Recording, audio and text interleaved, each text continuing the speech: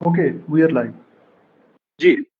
साथियों, एक बहुत बड़ी त्रासदी से हम गुज़र रहे हैं, जिसको मानवीय त्रासदी एक कहा जा सकता है, और एक दशक की सबसे भयानक स्थिति है।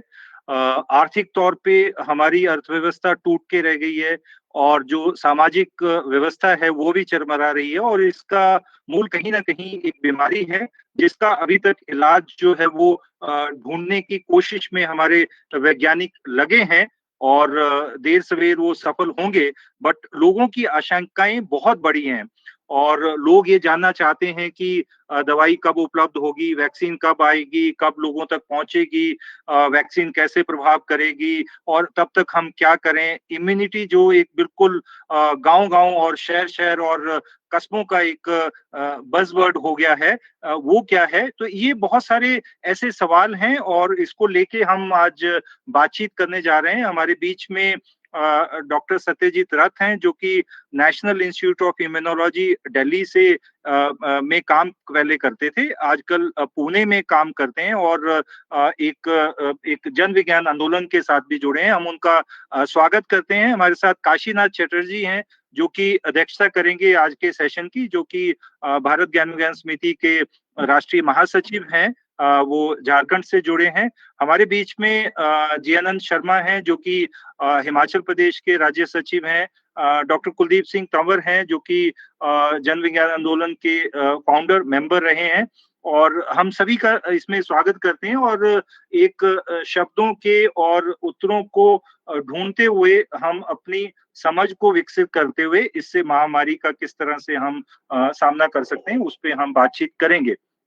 तो काशी जी, आपके इजाज़त से शुरू करें। आप उससे पहले 1-2 शब्द आप जी। बोल दें तो बेटर रहेगा। जी। धन्यवाद डॉक्टर ओपी भूरेटा। आज के आप सारे साथी जानते हैं भारत ज्ञान विज्ञान समिति all India people science network के डॉक्टर सत्यजीत रथ जी को, जो हम लोग के बहुत सारे व्याख्यान में लगातार आए हैं और हम लोग के बीच बातचीत रखें। लेकिन फेसबुक में हमारे बहुत सारे मित्र भी आते हैं विभिन्न जन संगठनों से, तो उन तमाम साथियों को स्वागत है इस फेसबुक लाइव में भारत ज्ञान विज्ञान समिति का। हम स्वागत करते हैं डॉक्टर कुलदीप सिंह तंवर, जो हमारे विज्ञान आंदोलन के स्तंभ हैं और पूर्व महासचिव हैं भारत ज्ञान विज्ञान समिति के। साथी जियानंद और सारे साथियों को जो पर्दे के पीछे से लगातार हमको मदद कर रहे हैं, उनको भी। दोस्तों, आज बहुत ही महत्वपूर्ण चीज है, महत्वपूर्ण सब्जेक्ट है वायरस इम्यूनिटी एंड वैक्सीन। इस पर डॉक्टर सत्यजीत रथ, जो हम लोग बातचीत करते हैं जन विज्ञान आंदोलन में लैंड और लेबोरेटरी को जोड़ करके जो काम करते हैं, उन जन वैज्ञानिकों का एक बहुत बड़ा जो टीम है, और उस महत्वपूर्ण टीमों के कोर में से डॉक्टर सत्यजीत रथ हैं, जो लगातार जनता के विज्ञान को लेकर के संवाद करते हैं। और कल जो 20 अगस्त है, डॉक्टर नरेंद्र दाभोलकर का शहादत दिवस है, उसके एक दिन पूर्व संध्या में उनका बहुत स्वागत करते हैं, क्योंकि विज्ञान इस समय एक तरह से चुनौती भी है विज्ञान के सामने, लेकिन विज्ञान के सामने एक बहुत बड़ा रास्ता खुला भी है। लेकिन एक तरफ बाजार का भी बढ़ा हुआ। आजकल बाजार जाइएगा तो बाजार में माने इम्यूनिटी के नाम पर तो कितने तरह का चीज बिक्री हो रहा है, और डॉक्टर आजकल दूसरे दवा के साथ एक इम्यूनिटी का भी डिब्बा जरूर पकड़ा देता है। एक बात तो ये हो गया। दूसरा, सैनिटाइजर, साबुन, माने तरह तरह का बाजार जो भरा है ना, दवाई के साथ इसका भी एक बहुत बड़ा बाजार इस महासंकट में हो गया है। तो इसलिए विज्ञान आंदोलन के साथियों को एक बहुत समझ बनाने की जरूरत है इस सारी चीजों का। और हम शुक्र है कि लगातार हमारे वैज्ञानिक साथी आ रहे हैं, बातचीत को रख रहे हैं, और अभी तक हम लोग लाखों लाख लोगों के साथ को संवाद को पहुंचा चुके हैं। इसका फिर बुक, प्राइमर, जनवाचन की पुस्तिका के रूप में इसको हम लोग डेवलप करने का कोशिश कर रहे हैं। मतलब फिजिकल से हम रियल में, डिजिटल में है, डिजिटल से फिर रियल में सारे चीजों को मैंने वास्तविक किताबों के रूप में भी इसको विकसित कर रहे हैं।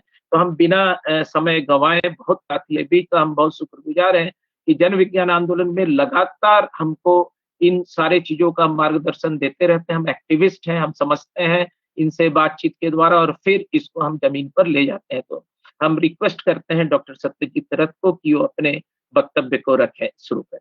धन्यवाद। जी। धन्यवाद काशी जी। तो एक प्रश्नोत्तरी का सिलसिला है और उसमें जो पहला सवाल है जनता की तरफ से कि इम्यूनिटी क्या है, और इनेट और एडेप्टिव और एक्वायर्ड इम्यूनिटी, क्योंकि इम्यूनिटी के कई शब्द गूंजते हैं, तो इसके बारे में थोड़ा-सा प्रकाश डालें कि ये इम्यूनिटी है क्या? तो सभी साथियों को नमस्ते। जो ओपी भैया ने सवाल पूछा बिल्कुल जायज सवाल है, वहीं से शुरुआत करते हैं। और इस तरीके से शुरुआत नहीं करते कि इम्यूनिटी क्या चीज है, इस तरीके से शुरुआत करते हैं कि वायरस, विषाणु जब शरीर में आता है तो शरीर उसके खिलाफ कौन कौन सी प्रतिक्रियाएं बनाता है। क्योंकि इम्यूनिटी कोई एक चीज नहीं है, जो अलग अलग किस्मों की, अलग अलग रस्मों की प्रतिक्रियाएं शरीर किसी भी सूक्ष्म जीव के खिलाफ बनाता है, उन सब प्रक्रियाओं को इकट्ठा करके हम उन्हें इम्यूनिटी कहते हैं। लेकिन एक चीज नहीं है वो, इस मुद्दे पे हम बार बार वापस लौटेंगे। तो इसलिए मैं यूं नहीं समझाऊंगा जैसे क्लासरूम में बैठे हैं और इम्यूनिटी पे लेक्चर झाड़ रहे हैं। मैं यूं बात छेड़ूंगा कि सार्स-CoV-2, जिसे अपन कोरोना कहते हैं, असल में उसका अपना सही नाम है सार्स-CoV-2। कोरोना तो मतलब उसकी जात का नाम है, उसके भाईबंध उस जात में बहुत और भी बाकी हैं। तो ये जो सार्स-CoV-2 विषाणु है, वायरस है, वो शरीर में आता है। यहां से शुरुआत करते हैं। अब पूछिए कि शरीर में कैसे आता है, तो जाहिर है कि ये जो वायरस है कबीरे के भगवान जैसा है कि मुंह को कहां ढूंढे बंदे, मैं तो तेरे पास में, खूंजी होवे तो तुरत मिली हो, सब सांसों की सांस में। तो सांसों से सांस में चला जाता है वायरस। तो जाहिर है जब वायरस सांस से चला जाएगा तो सांस की जो नलिकाएं हैं, उनका जो आवरण है, उसमें कोशिकाएं हैं, सेल्स हैं। तो वायरस के जो कण हैं वो आके इन कोशिकाओं पे चिपकेंगे, और चिपकेंगे यूं कि उन वायरस के कण का जो आवरण है वो, उसका एक खास हिस्सा इस कोशिका के एक खास हिस्से पे पहले जुड़ जाएगा, चिपक जाएगा, और फिर उस चिपकने से वायरस को अंदर घुसने में सहूलियत मिलेगी। अब ये जो वायरस का कण है, ये वैसे देखें तो जिंदा नहीं है। जिंदा नहीं है का मतलब क्या है? उसकी अपनी कोई रासायनिक प्रक्रियाएं चल नहीं रही, वो जैसा है वैसा है। उसे आप काट दो तो वो मरहम नहीं लगा सकता, जैसे बैक्टीरिया लगा सकते हैं, वो अपने आप को ठीक कर सकते हैं बैक्टीरिया। वायरस अपने आप को ठीक नहीं कर सकता। तो ये समझ हमें जब सैनिटाइजर के बारे में सोचेंगे तब काम आएगी। तो लेकिन वायरस का कण आके कोशिका पे चिपकेगा, और वायरस का जो अपना न्यूक्लिक एसिड है, अपना जैविक कोड है, जेनेटिक कोड है, वो जो आरएनए है वो कोशिका के अंदर ठूस देगा। अब कोशिका के अंदर यूं आरएनए आ गया तो दो मार्ग खुलते हैं।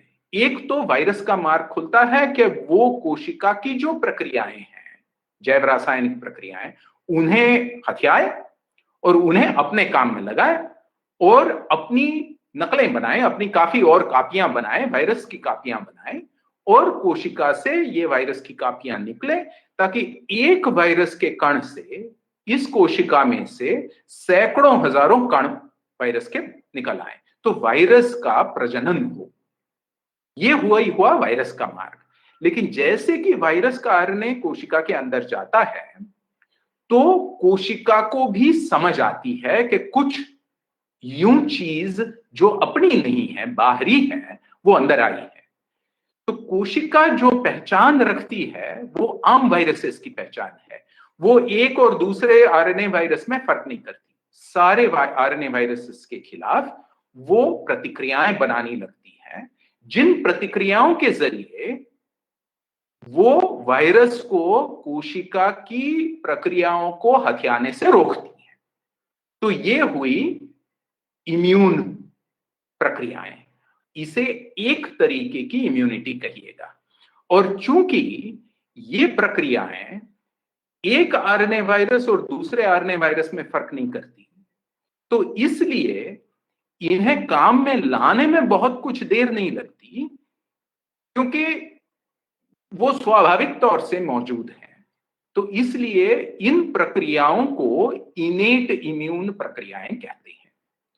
दो तरीके की प्रक्रियाएं हैं। एक तो जहां पे संसर्ग हुआ है, जहां पे इन्फेक्शन हुआ है, वहां की कोशिकाओं को वायरस के हाथ जाने से बचाएं।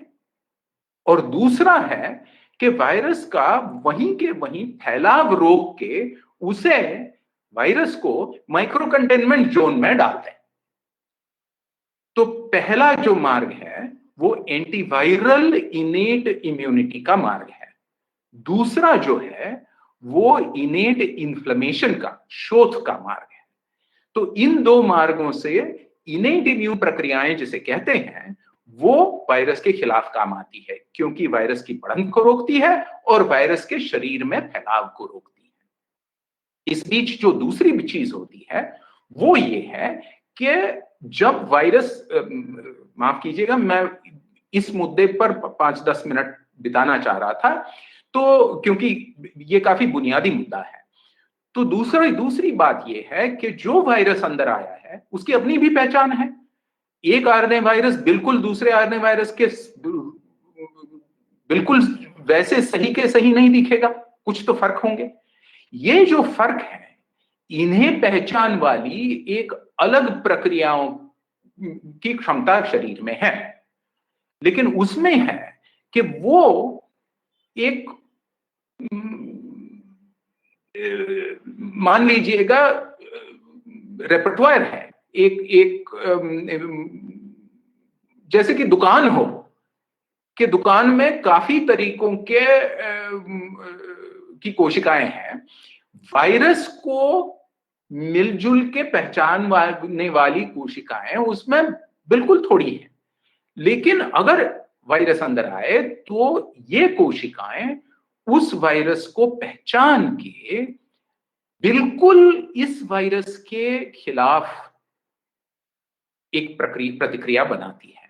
और चूंकि ये प्रतिक्रियाएं वायरस के शरीर में आने के बाद ही बढ़ेंगी और दिखाई देंगी और काम में आएगी, इसलिए इन्हें इनेट नहीं कहते, इसलिए इन्हें एक्वायर्ड कहते हैं। एक्वायर्ड का मतलब क्या है कि उस जो टारगेट है, जो लक्ष्य है, लक्ष्य होने वाले वायरस के या बैक्टीरिया के शरीर के अंदर घुसने के बाद जो तैयार होती है उसे एक्वायर्ड इम्यूनिटी कहते हैं।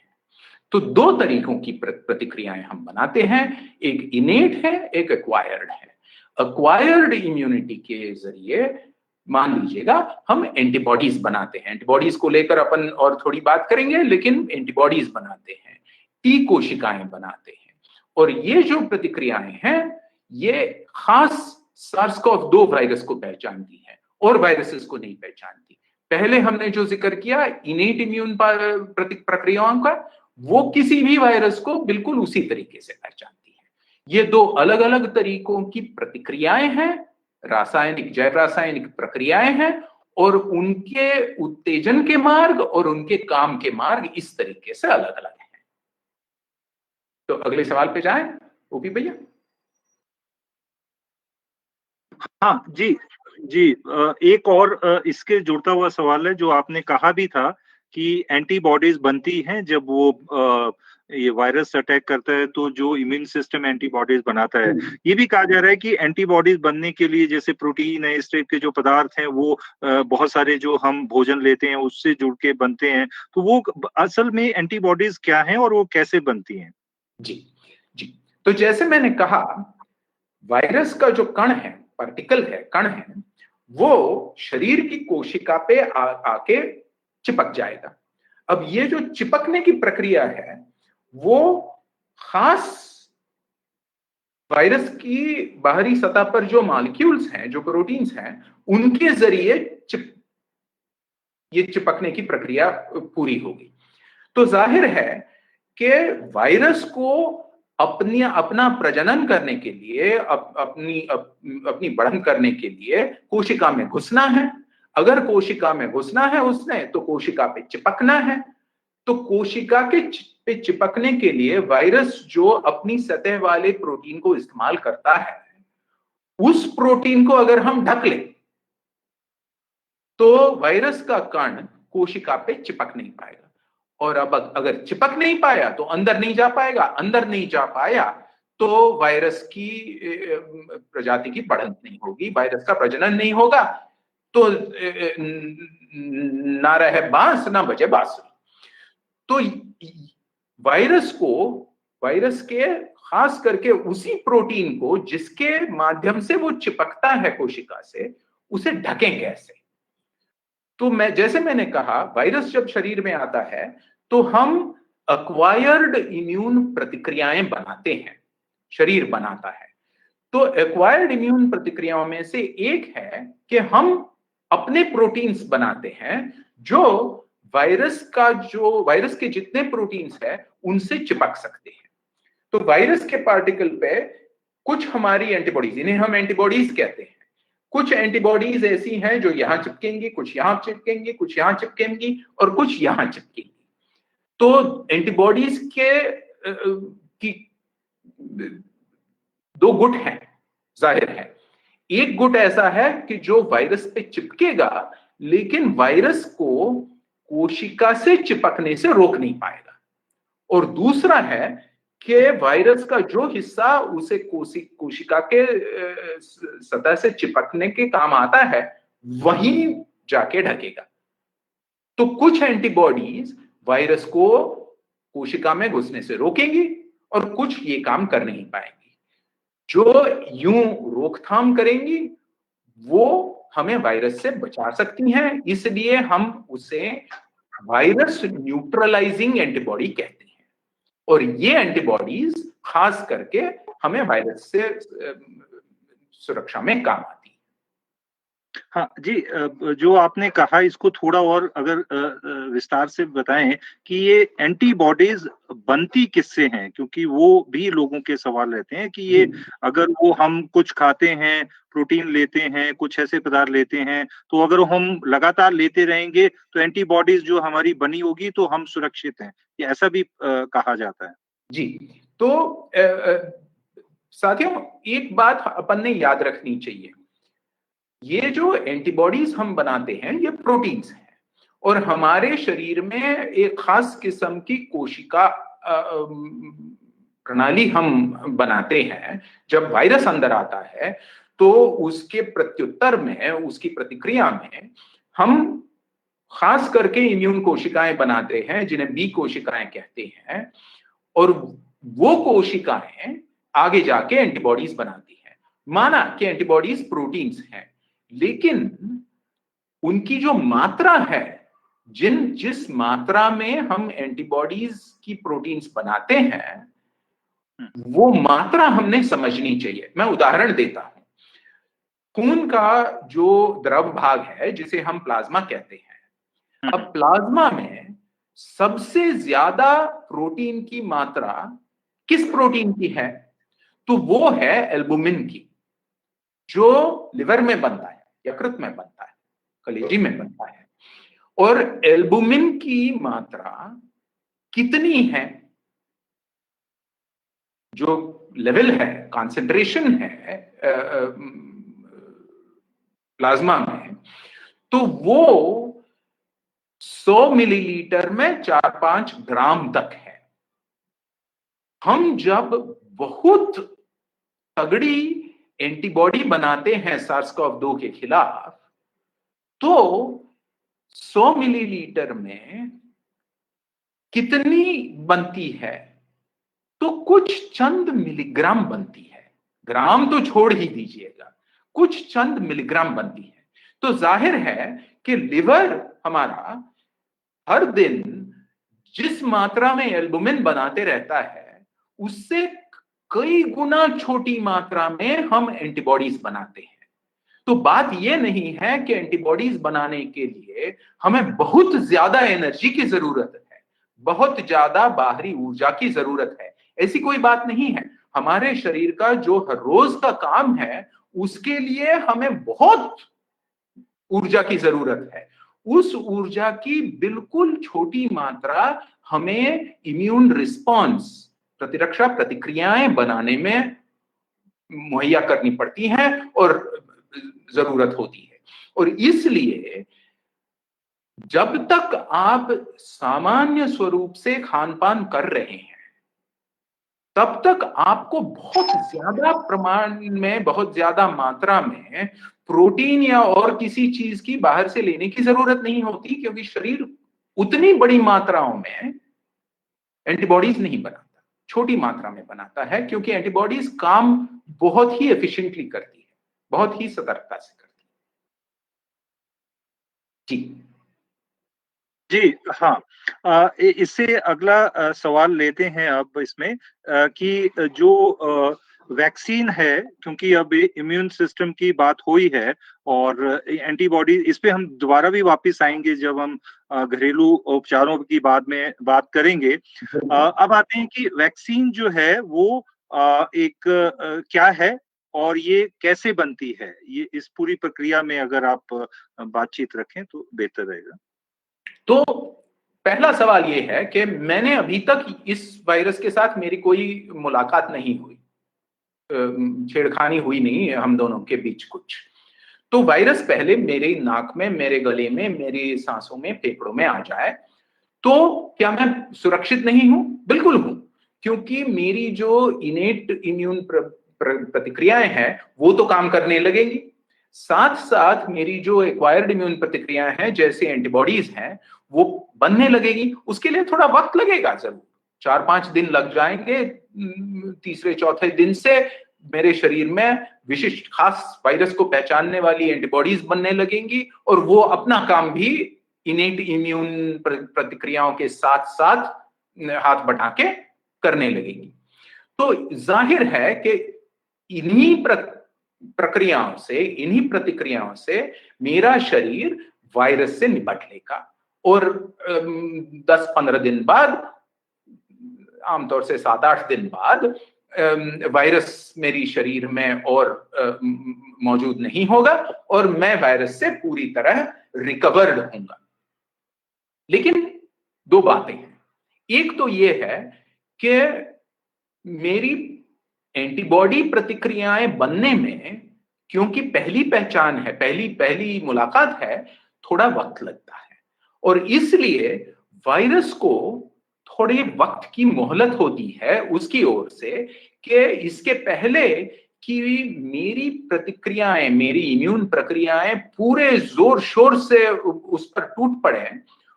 वायरस की अपनी संतति काफी बढ़ती है और वो मेरे शरीर से नाक और गले के द्रव के माध्यम से और लोगों तक पहुंच सकता है। तो ये हुई बात जब मेरी पहली मुलाकात हुई वायरस के साथ। लेकिन मान लीजिएगा कि मेरी मुलाकात हो चुकी है, मैं ठीक ठाक हो गया हूं, मेरे शरीर में एंटीबॉडीज बनी है, मेरे शरीर में अब ना कि सिर्फ इनेट प्रतिक्रियाएं मौजूद है, एक्वायर्ड SARS-CoV-2 के खिलाफ एक्वायर्ड प्रतिक्रिया भी मौजूद है। अब मैं दोबारा वायरस से मिला, यानी कि वायरस मेरे सांस में अंदर आ गया।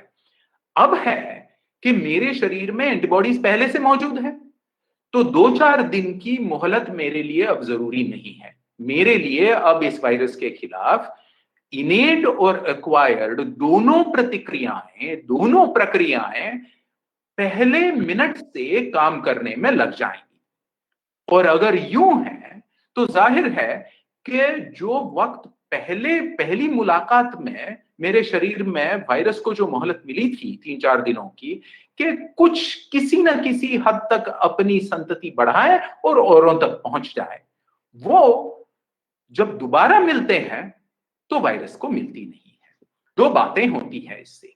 एक तो ये है कि मेरे शरीर से औरों तक वायरस का फैलाव होने की संभावना कम हो जाती है। दूसरा है कि चूंकि वायरस की संतति, वायरस का प्रजनन मेरे शरीर में बिल्कुल ही कम होता है, तो मेरे बीमार होने की, बीमारी के लक्षण मुझ में पैदा होने की संभावना भी कम होती है। तो दोनों तरीकों से मैं और मेरा समाज सुरक्षित हैं।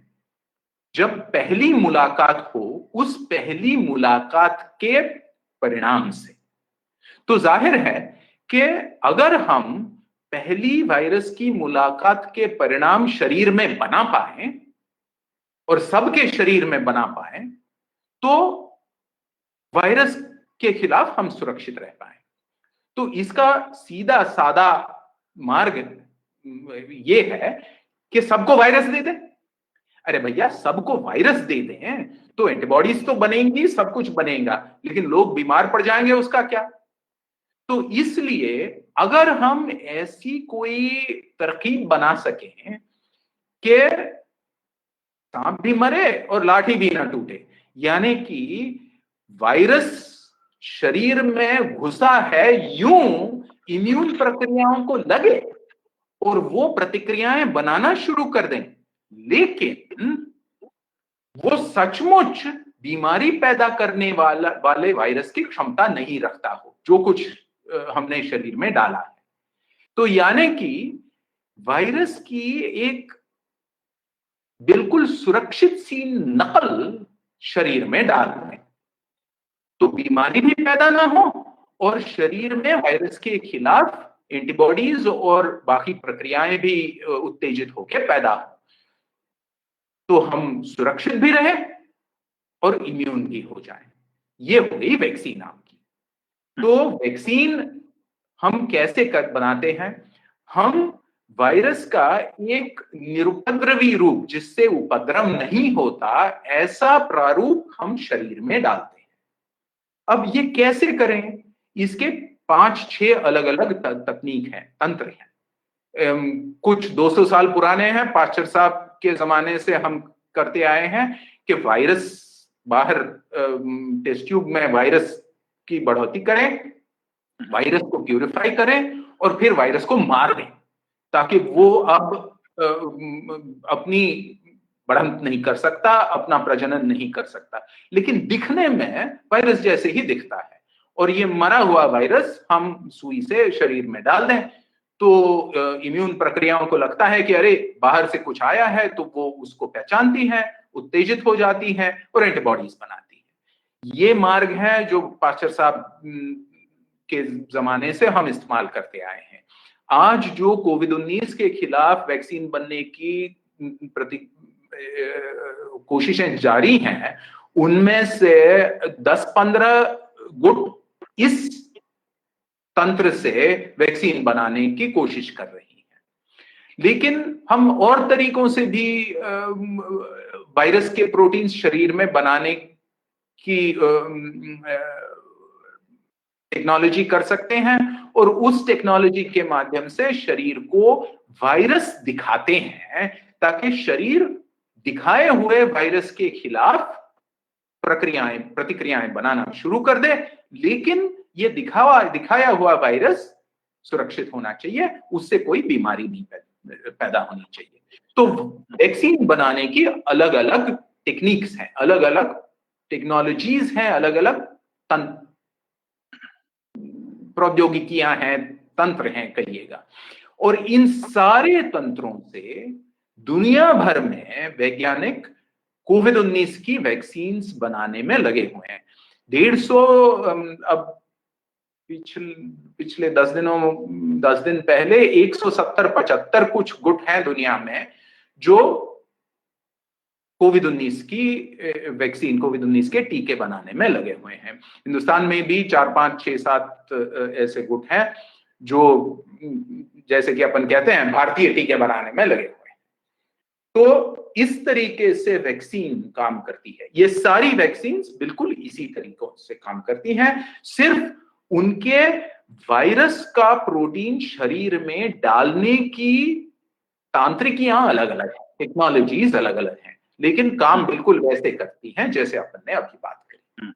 जी, एक और प्रश्न इससे जुड़ा हुआ है कि अगर इतना शोध कर गया है, विज्ञान इतना बढ़ गया है और इतने सारे देश प्रभावित हैं, सभी लोग साझा शोध कर रहे हैं। ये भी कहा जा रहा है कि जो डीएनए सीक्वेंस है उसको भी शेयर किया जा रहा है। वो कितना किया जा रहा है, किसके बीच किया जा रहा है, वो एक अलग प्रश्न है। तो ये तेज गति से क्यों नहीं बन रहा? इसमें इतना समय क्यों लग रहा है? तकरीबन 8 महीने हो गए हैं और जो डीएनए सीक्वेंस शेयर हुआ था वो जनवरी में डब्ल्यूएचओ के साथ चाइना ने शेयर कर दिया था। तो ये इतना देर क्यों लग रहा है? क्या इतनी लंबी दूरी इसमें तय करनी पड़ती है? क्या कारण है या कौन से स्टेजेस हैं वैक्सीन डेवलपमेंट के? तो इसकी बड़े चाव की बात है कि हमारी अपेक्षाएं कैसी बढ़ती हैं। इसके पहले सबसे जल्दी वैक्सीन बनाने में समय कितना लगा था हमारे लिए? तो 4-5 साल। और आज हम हैं कि वैज्ञानिकों और प्रौद्योगिकियों से ये अपेक्षा पकड़ के बैठे हैं कि 6-4 महीनों में वैक्सीन बन जाए। बड़ी अच्छी बात है, लेकिन हमने ये याद रखना चाहिए कि वैक्सीन बनाने में वक्त लगता है। अब सवाल ये है जो भैया ने कहा कि वक्त क्यों लगता है, तो जाहिर है कि जैसे मैंने कहा कि हमने वायरस का जो प्रोटीन है वो शरीर में डालना है। अब मैं आपको दोबारा वापस हमारे पहले मॉडल तक ले जाऊं कि कोशिका है, कोशिका की सतह है और उस सतह पे वायरस का कण आके चिपकेगा और वो चिपकान वायरस पे एक खास प्रोटीन है, स्पाइक प्रोटीन जिसे कहते हैं, उस स्पाइक प्रोटीन का एक हिस्सा है जिसे रिसेप्टर बाइंडिंग डोमेन कहते हैं, मतलब चिपकाऊ पुर्जा। और उस चिपकाऊ पुर्जे के माध्यम से वायरस चिपकता है और अंदर जाता है। तो जाहिर है हमें जो एंटीबॉडीज चाहिए, वैक्सीन ने जो एंटीबॉडीज हमारे शरीर में बनानी चाहिए, वो इस स्पाइक प्रोटीन के चिपकाऊ पुर्जे के खिलाफ बनानी चाहिए। तो वैज्ञानिक क्या कर रहे हैं? बात तो साफ दिखती है कि ये जो चिपकाऊ पुर्जा है वायरस के प्रोटीन का, वो ले लें और सिर्फ वो शरीर में डालें और उसके खिलाफ शरीर को एंटीबॉडीज बनाने में उद्युक्त कर दें ताकि एंटीबॉडीज बन जाए। परेशानी ये है कि शरीर जितनी भी छोटी प्रोटीन आप शरीर में डालो, शरीर उसके खिलाफ सैकड़ों अलग अलग किस्मों की एंटीबॉडीज बनाता है जो उस पुर्जे को यहां से देखती है, यहां से देखती है, यहां से देखती है, यहां से देखती है, यहां से देखती है। तो इसका मतलब ये हुआ कि हमें जांच पड़ताल से ही मालूम पड़ता है कि क्या हम जो वैक्सीन कैंडिडेट बना चुके हैं, जो उम्मीदवार टीका हमने बनाया है, उस उम्मीदवार टीके के जरिए क्या सचमुच न्यूट्रलाइजिंग एंटीबॉडीज बनती है या फालतू एंटीबॉडीज ज्यादा मात्रा में बनती है। ये सवाल हमने जानवरों पे प्रयोग करके तय करना चाहिए। तो पहला कदम ये हुआ कि आप उसकी पहचान करो कि पुर्जा कौन सा है जिसके खिलाफ, वायरस की प्रोटीन का पुर्जा कौन सा है जिसके खिलाफ हमने एंटीबॉडीज बनानी है। फिर उसको इन अलग अलग तांत्रिकियों से, अलग अलग तकनीकियों से शरीर में डालने की व्यवस्था करो और फिर जानवरों पे प्रयोग करके और उनके खून की जांच करके, उम्मीदवार टीका उनके शरीर में डालने के बाद उनके खून की जांच करके यह तय करो कि जो एंटीबॉडीज बनती हैं उनमें प्रोटेक्टिव एंटीबॉडीज सबसे ज्यादा मात्रा में होती हैं या नहीं। तो ये हुआ दूसरा कदम। इसके बाद अपन आते हैं ह्यूमन ट्रायल तक, क्योंकि अब इन इंसानों में जांच पड़ताल करनी पड़ती है। तो पहला प्रश्न ये है कि हम जब टीके देंगे तो बीमार लोगों को भी नहीं टीके देंगे, स्वस्थ लोगों को टीके देंगे। तो जाहिर है कि टीके बिल्कुल सुरक्षित होने चाहिए, टीकों से कोई बुरे असर ना हो। तो पहला कदम इंसानी जांचों में ये होता है कि 10, 20, 30 लोग ले लो और उनमें टीका डाल के ये जांचो कि टीके से कोई अपनी ही बीमारियां तो नहीं पैदा होती, अपने ही बुरे लक्षण तो नहीं पैदा होते। तो इसे फेज 1 क्लिनिकल ट्रायल कहते हैं। अगर आपका हमारा उम्मीदवार टीका इस फेज 1 में सही निकला कि सुरक्षित है, सेफ है, तो हम फेज 2 क्लिनिकल ट्रायल में पहुंचेंगे। तब तक नहीं जाएंगे क्योंकि पहले सुरक्षा की जांच होनी चाहिए।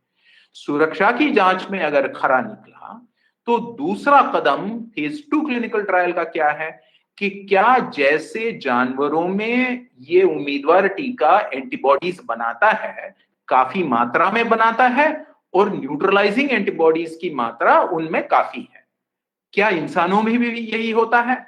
तो इसके लिए 40, 50, 60, 70 लोग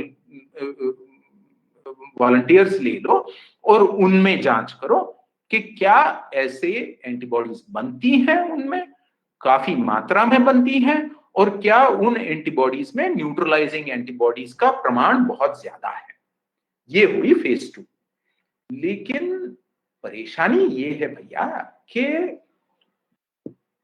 ये तो सब ठीक है, लेकिन क्या ये टीका सचमुच बीमारी से बचाव करेगा या यूं ही अपन मुंगेरे लाल के सपने देख रहे हैं?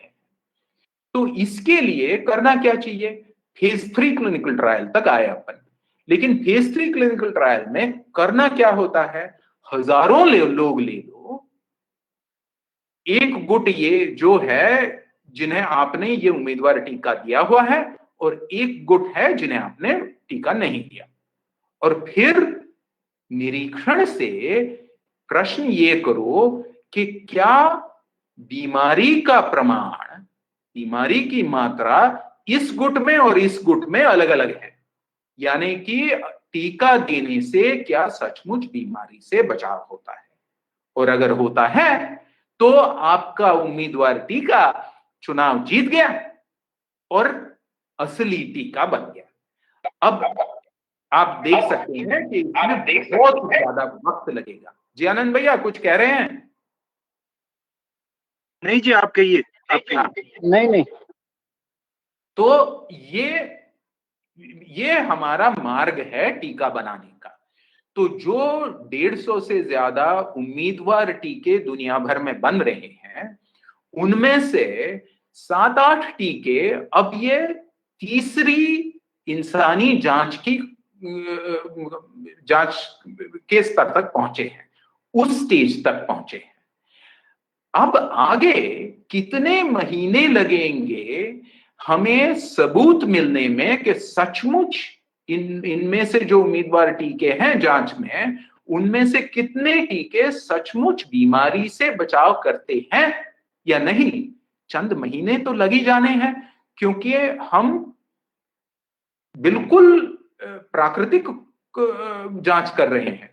10,000 लोगों को टीका दिया है, 10,000 को नहीं दिया, और सिर्फ ये देख रहे हैं कि इन 10,000 में आते 2-4 महीनों में कितनों को कोविड-19 की बीमारी होती है और उन 10,000 में कितनों को होती है, और फिर ये सवाल पूछें कि क्या इन दोनों आंकड़ों में फर्क है या नहीं। तो इसलिए मेरा मानना है कि पहले नतीजे नवंबर-दिसंबर तक आने शुरू हो जाएगा इस तरह के बचाव के। और जैसे कि मैंने कहा, इस कदम के बाद हम ये तय कर पाएंगे कि क्या सचमुच जितने उम्मीदवार टीके हैं उनमें से कितने चुनाव जीत के सचमुच के टीके बन गए। जी। इसमें 2-3 और छोटे से सवाल निकल के आ रहे हैं। एक ये भी सवाल निकल के आ रहा है, जब आपने बातचीत कही थी, मुझे याद है पिछली बार, कि एक होता है जीवित, जिसमें से उसका कुछ जीवित अंश वायरस का लेके उसको वैक्सीन के तौर पे दिया जाता है। दूसरा होता है इनएक्टिवेटेड, जिसको निष्क्रिय कर दिया जाता है। अभी जो बन रही है, एक सवाल ये है कि वो कौन सा है, इनएक्टिवेटेड है या लाइव है, नंबर 1। दूसरा प्रश्न ये भी है कि जब हम देखते हैं कि जो लाइव वाला है, जो मम्प्स, मीजल्स और रूबेला वैक्सीन के तौर पे, इसमें कहा जाता है कि जिनको कीमोथेरेपी होती है, जो कैंसर के पेशेंट हैं, उनको वो नहीं दिया जा सकता। तो ये कैसे, ये पूरा का पूरा जो एक गोरखधंधा है कि कौन सा टीका किसको नहीं मिलेगा, कौन सा किसको मिलेगा, कौन सा लाइव है और कौन सा इनएक्टिवेटेड है, तो ये अभी तक जो आप 150 के करीब आप गुट कह रहे हैं, इसमें से कौन सा किस स्तर पे है? एक तो ये, इसके साथ ही मैं एक छोटा सा, नहीं अगला सवाल लेते, पहले आप इस पे बातचीत। जी जी। तो प्रश्न बड़ा नुकीला है और उत्तर उसका बड़ा सादा है। 170 में से एक भी उम्मीदवार टीका ऐसा नहीं है जो लाइव एटेन्यूएटेड, जो ओपी भैया ने कहा, उस तरीके का टीका कोई भी नहीं है। सिर्फ ये करा जा रहा है कि दो तरीके के टीके बन रहे हैं। एक तो बिल्कुल जो सूक्ष्म जीव के माध्यम से शरीर में नहीं डाले जाते, तो वो सबको देने में कोई हिचकिचाहट नहीं है। अलबत्ता सबके शरीर उतनी ही प्रतिक्रिया बनाने में कारगर होंगे या नहीं, ये बात अलग है, लेकिन देने में कोई परेशानी नहीं है। लेकिन कुछ टीके ऐसे हैं, मान लीजिएगा जो जिसे आजकल अखबारों में ऑक्सफोर्ड वैक्सीन कहा जाता है, तो ऑक्सफोर्ड विश्वविद्यालय में जो उम्मीदवार टीका बना है, वो एक अलग वायरस में SARS-CoV-2 वायरस का प्रोटीन का टुकड़ा डाल के बनाया हुआ टीका है।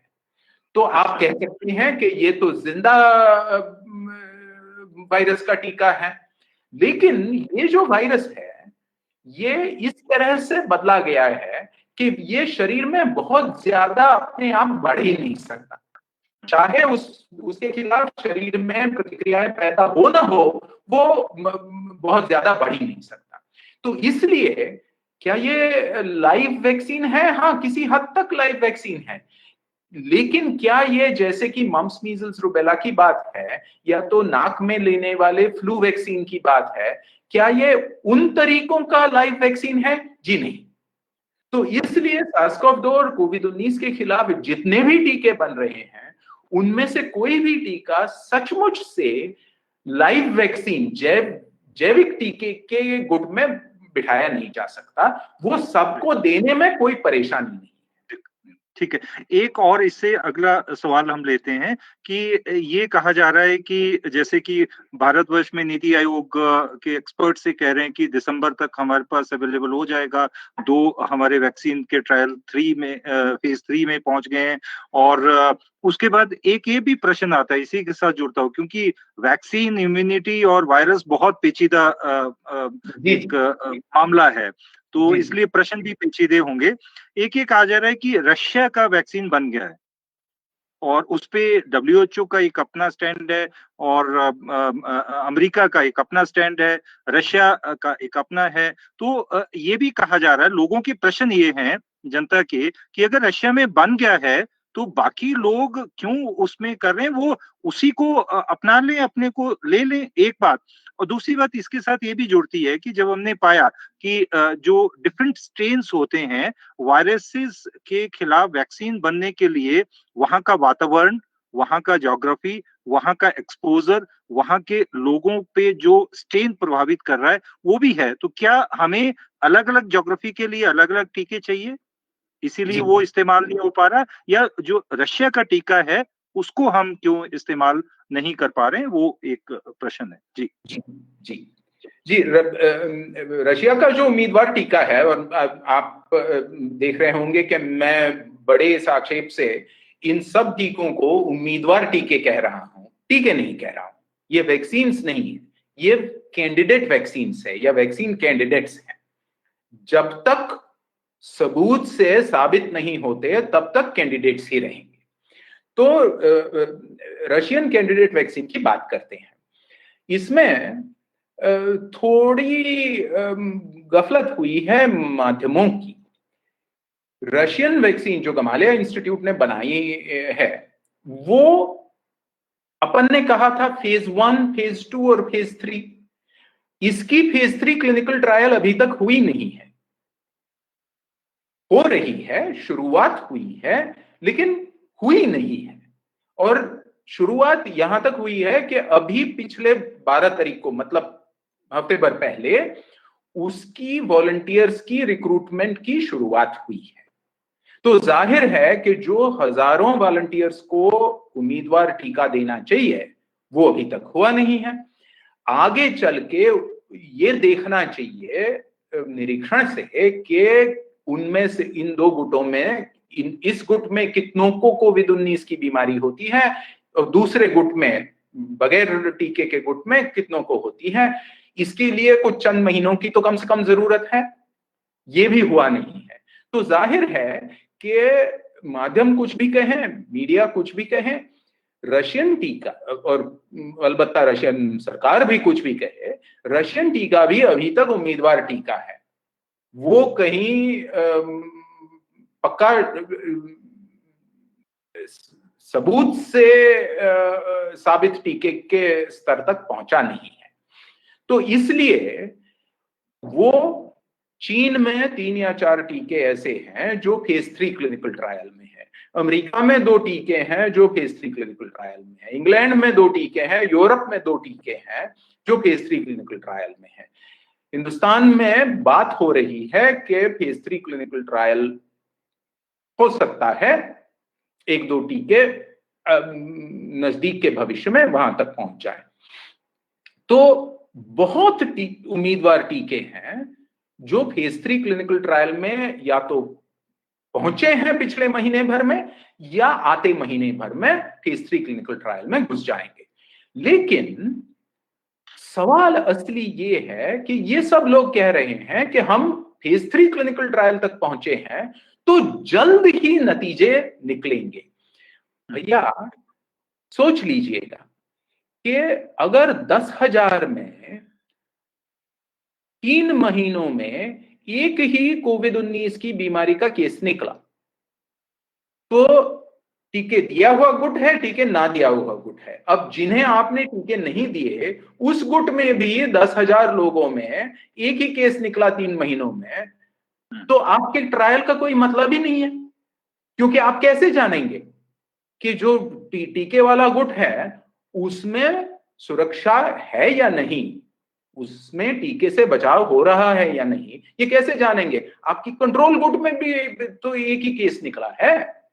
तो इसलिए इतनी देर जाना जरूरी है कि कंट्रोल गुट में काफी मात्रा में केसेस बढ़े, बीमारी के उदाहरण इकट्ठे हों, तब जाके आप पूछेंगे कि टीका दिया हुआ गुट में ये प्रमाण कम हो गया है, ये मात्रा कम हो गई है या नहीं। अब अपन तो इस कोशिश में जुड़े हैं कि कोविड-19 का फैलाव कम हो, है ना? तो इसका मतलब ये है कि हम एक ओर से बीमारी की मात्रा कम करने में जुटे हैं, दूसरे हाथ से हम टीकों की जांच करने में जुटे हैं, जहां बीमारी की मात्रा जितनी ज्यादा हो उतने जल्दी नतीजे हाथ में आएंगे। तो ये एक विरोधाभास है कि हमारी एक ओर से कोशिश है कि बीमारी की मात्रा कम हो, दूसरी ओर से हम जल्द से जल्द टीके के नतीजे चाहते हैं, लेकिन उसके लिए बीमारी की मात्रा ज्यादा होनी चाहिए। तो ये जो विरोधाभास है, इसकी वजह से मुझे नहीं लगता कि ये जो फेज 3 क्लिनिकल ट्रायल करने वाले सब गुट हैं, इन्हें अपने आप को भी पता है कि कितने महीने लगेंगे अच्छे खासे नतीजे निकलने में। तो इसलिए ये सारा मामला अपन ने थोड़ा सोच समझ के चलना चाहिए। जी, अच्छा, इससे ही अगला जो लोगों को, क्योंकि लोगों को उम्मीदें बहुत है, आपने कहा कि विज्ञान से जो है हम उम्मीद लगाए बैठे हैं, और ये सही भी बात है कि काफी दशकों के बाद और सदियों के बाद जो है वो विज्ञान पे जो भरोसा है आम जनता का बड़ा है, और वो एक सही भी बात है, और एक वैज्ञानिक चेतना और वैज्ञानिक समझ की दुनिया की तरफ ये एक बढ़ता कदम भी है। धीरे धीरे लोगों को समझ में आने लगा है कि विज्ञान से ही मुक्ति होगी, वो कहीं और जाके नहीं होगी। ये बहुत महत्वपूर्ण है। बट उसके बाद अगर आशा बड़ी है तो भरोसा भी बड़ा है, तो जिम्मेवारी भी बड़ी है। तो उसमें एक छोटा-सा प्रश्न, अगर आप इसका उत्तर देने में सक्षम हों, हालाँकि आप कहेंगे कि अभी ये भविष्य के गर्भ में छिपा है, कि ये कहा जा रहा है कि जैसे सरकार, नीति आयोग का कहना है कि दिसंबर तक हमारे पास आ जाएगा और बहुत जल्दी हम लो इनकम ग्रुप और मिडल इनकम ग्रुप कंट्रीज में और भारतवर्ष को एकदम से टीका दे देंगे। अभी नीति आयोग का कल प्रेस कॉन्फ्रेंस में ये रखा, आपने सुना होगा। एक तरफ से जो अदर पूनावाला हैं, जो सीरम इंस्टीट्यूट ऑफ इंडिया के सीईओ हैं, वो ये कह रहे हैं कि पूरे भारतवर्ष को टीका एडमिनिस्टर करने में कम से कम 2 साल लग जाएंगे। तो आपका क्या इस पे मानना है कि अगर, एक तो ये प्रश्न है, इसके साथ साथ क्या जिस समय हमारा एक हर्ड इम्यूनिटी, एक वो भी अगर आप उसको भी थोड़ा टच कर लें, कि अगर सब लोग इतने ज्यादा संक्रमित हो जाएंगे तो इस टीके की जरूरत भी नहीं पड़ेगी। ऐसा भी लोगों का कहना है कि जब तक वो टीका आएगा तब तक तो हर्ड इम्यूनिटी से लोग सुरक्षित हो चुके होंगे। तो इस पे आपका क्या कहना है? तो पहले पहले इस हर्ड इम्यूनिटी के मसले पे एक नजर डालते हैं और फिर विज्ञान की राजनीति की ओर जाते हैं, क्योंकि पहला जो आप ओपी भैया ने सवाल सामने रखा है वो विज्ञान से हमें समाज नीति और राजनीति की ओर ले जाएगा। तो पहले हर्ड इम्यूनिटी की बात करते हैं।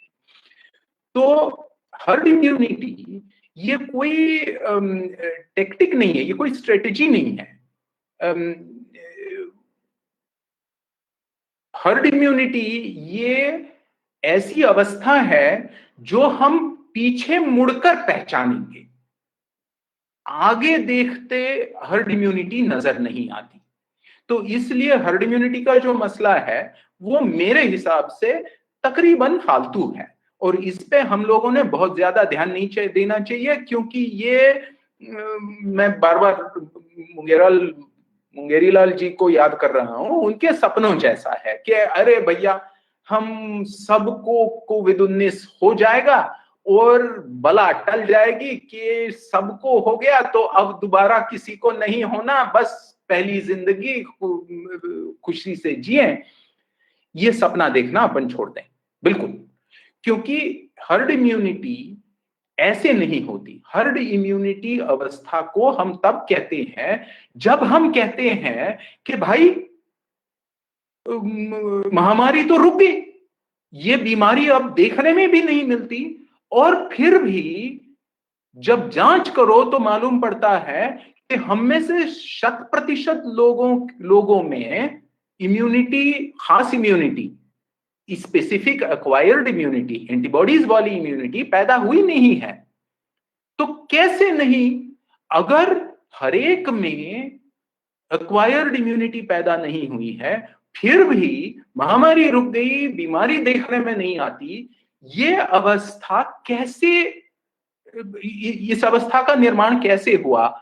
इसका वैज्ञानिक स्पष्टीकरण देने में जिस संकल्पना को वैज्ञानिक सामने लाते हैं वो है हर्ड इम्यूनिटी की संकल्पना। तो जाहिर है हम पीछे मुड़ के देखेंगे, हम ये कहेंगे कि भाई आज तक तो ऐसे हुआ करता था लेकिन अब नहीं होता, तो बीमारी देखने में नहीं आती, लेकिन हम 100 लोगों की जांच करें तो उनमें से 70% लोग ही एंटीबॉडी दिखाते हैं, बाकी के 30% एंटीबॉडी दिखाते नहीं है, फिर भी उनमें बीमारी नहीं होती। ऐसा क्यों? हर्ड इम्यूनिटी की वजह से। तो जाहिर है कि हर्ड इम्यूनिटी एक परिणाम के स्वरूप है, ना कि एक लक्ष्य के स्वरूप। तो हर्ड इम्यूनिटी को लेकर बहुत ज्यादा आशाएं रख के ना सोचें, मेरी राय तो ये होगी। तो ये हुई हर्ड इम्यूनिटी की बात।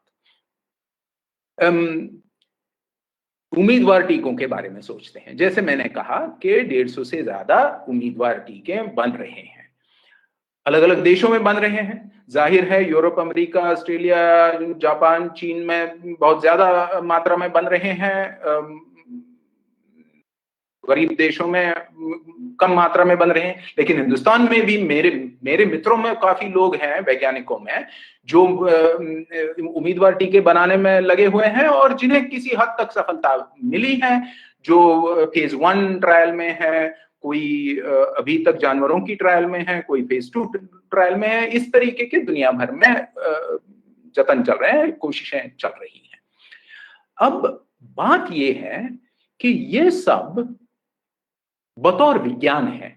छोटी मात्रा में वैज्ञानिक जो विश्वविद्यालय में या शोध संस्थानों में काम करते हैं, वो छोटी मात्रा में उम्मीदवार टीका बनाते हैं, उसकी जांच करते हैं, उससे और एक कदम आगे जाते हैं। ये सारा दुनिया भर में हमारे पैसों से, सरकारी पैसों से, मतलब जनता के पैसों से हो रहा है। लेकिन पेचीदा सवाल ये है कि जब इसमें से कोई उम्मीदवार टीका या एक से ज्यादा उम्मीदवार टीके सफल हो जाएंगे, तो उनके लोगों तक पहुंचने के लिए उनका बड़े पैमाने पर निर्माण करना पड़ेगा। ये निर्माण कौन करेगा? अब जाहिर है कि 50 साल पहले का जमाना होता तो देखिए, जैसे हिंदुस्तान में सार्वजनिक उपक्रम थे, पब्लिक सेक्टर इंडस्ट्री थी जो टीके दवाइयां बनाती थी, तो वो अगर मौजूद होती आज और वो अगर सक्षम होती आज, तो हम सफल टीके लेते, उन इंडस्ट्रीज को दे देते हैं, उन उद्योगों को दे देते हैं और कहते हैं बनाओ, और हम बांटना शुरू कर दें। सच्चाई तो ये है कि ना भारत में, ना दुनिया भर में और कहीं, सिवाय एक क्यूबा और कुछ हद तक चीन के सिवा, कहीं भी ऐसी सार्वजनिक उद्योगों के माध्यम से टीके बनाने की कोई उपलब्धि आज है नहीं, क्योंकि पब्लिक सेक्टर इंडस्ट्रीज रही नहीं, सारा प्राइवेटाइज हो गया है। तो जब सारा प्राइवेटाइज हो गया है तो जाहिर है कि ये जो आपके हमारे दुनिया के लोगों के पैसों से बनते हुए उम्मीदवार टीके हैं, ये सारे अब प्राइवेट सेक्टर कंपनीज को देना जरूरी होगा बड़े पैमाने पर बनाने के लिए, निर्माण के लिए, और जाहिर है वो अपना मुनाफा चाहेंगी। तो ये बात अब राजनीति में आ गई, क्योंकि राजनीति क्या है कि सरकारों ने, दुनिया भर के देशों की सरकारों ने इन कंपनियों के साथ बातचीत करनी चाहिए कि कितना मुनाफा जायज है और कितना नाजायज है। अब इसमें हमारा लोगों के वैज्ञानिक आंदोलनों का, लोगों के लिए जो काम करते हैं उन आंदोलनों का ये काम है कि हमने सरकारों से ये मांग करनी चाहिए कि इस तरीके से जब कंपनियों के साथ बातचीत में जाएं तो अपना मुद्दा कायम रखें कि बिल्कुल कम मुनाफा लेकर उन्होंने ये टीके जनता के लिए बड़े पैमाने पर बनाने चाहिए। ये हुई एक बात। लेकिन दूसरी बात ये है, चूंकि ऐसे आसानी से हो नहीं रहा और लोग डर रहे हैं और सबको टीके चाहिए, तो अमीर देश क्या कर रहे हैं, वो एडवांस ऑर्डर दे रहे हैं। एडवांस ऑर्डर कई टीकों की दे रहे हैं। तो अमेरिकी सरकार ने टीकों के इतने डोसों की एडवांस ऑर्डर दी है कि उनकी आबादी से कई गुना बढ़कर ऑर्डर दी हुई है, 2 या 2.5 गुना बढ़कर टीकों के डोसेस की ऑर्डर दी हुई है। अब जाहिर है पहले से पैसे देकर अगर ऑर्डर रखो तो कंपनियां क्या करेंगी, पहले जो टीके निकलेंगे वो इन देशों को जाएंगे, तो बाकियों का क्या होगा। तो इसके लिए एक तरीके का टीके का राष्ट्रवाद सामने आया है कि देशों के बीच झगड़े हो रहे हैं। हम एक दूसरे, जैसे कि खुले बाजार में नीलामी चल रही है और आप अपनी बोली बोलो और कोई अपनी बोली बोले और मुनाफाखोर जेब में पैसे डाल के हंसे। ये आज का माहौल है टीकों को लेकर। और यही मुद्दा जो पूंजीवाद ने SARS-CoV-2 और कोविड-19 के टीकों के परिप्रेक्ष्य में हमारे सामने लाया है, बिल्कुल यही मुद्दा आप जो दुकान में बाजार में देखते हैं, हर एक बाजार के दुकान में, हर एक केमिस्ट की दुकान में इम्यूनिटी बूस्टर्स मिलते हैं, उनको लेकर भी बिल्कुल यही पूंजीवादी मुद्दा सामने आता है। लेकिन उसके बारे में शायद वो आगे बात करेंगे। तो भी भैया।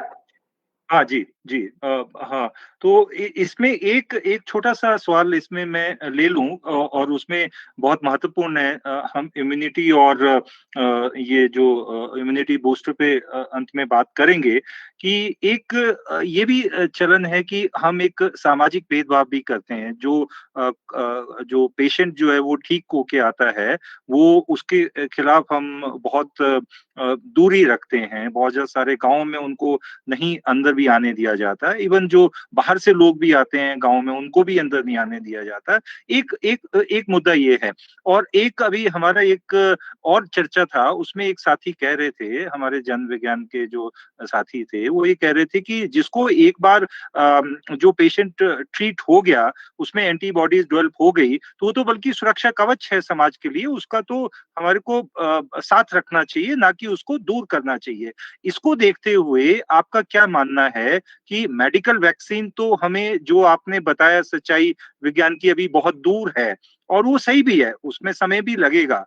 तो उससे पहले एक टर्म ये भी आ रही है कि सोशल वैक्सीन, जिसमें जो हाथ की सफाई है, दूरी रखना है, मास्क पहनना है, इस तरह की कौन से आप समझते हैं कि जो मेडिकल वैक्सीन से पहले हम सोशल वैक्सीन की कितनी जरूरत है और किस तरह की सोशल वैक्सीन की जरूरत है? इस पे अगर कुछ आप बातचीत रखें तो हम आगे बढ़ते हैं। जी जी जी। तो मैं कहीं भी कहना नहीं छोड़ता कि ये जो शब्द प्रयोग हमें बताया गया है पिछले 4-6 महीनों से, सोशल डिस्टेंसिंग, तो कृपा करके हम में से किसी ने भी सोशल डिस्टेंसिंग नहीं कहना चाहिए। हमने क्या कहना चाहिए? हमने physical distancing and social solidarity कहना चाहिए। ये हुई पहली बात। हम सामाजिक दूरीकरण की बात नहीं कर रहे हैं।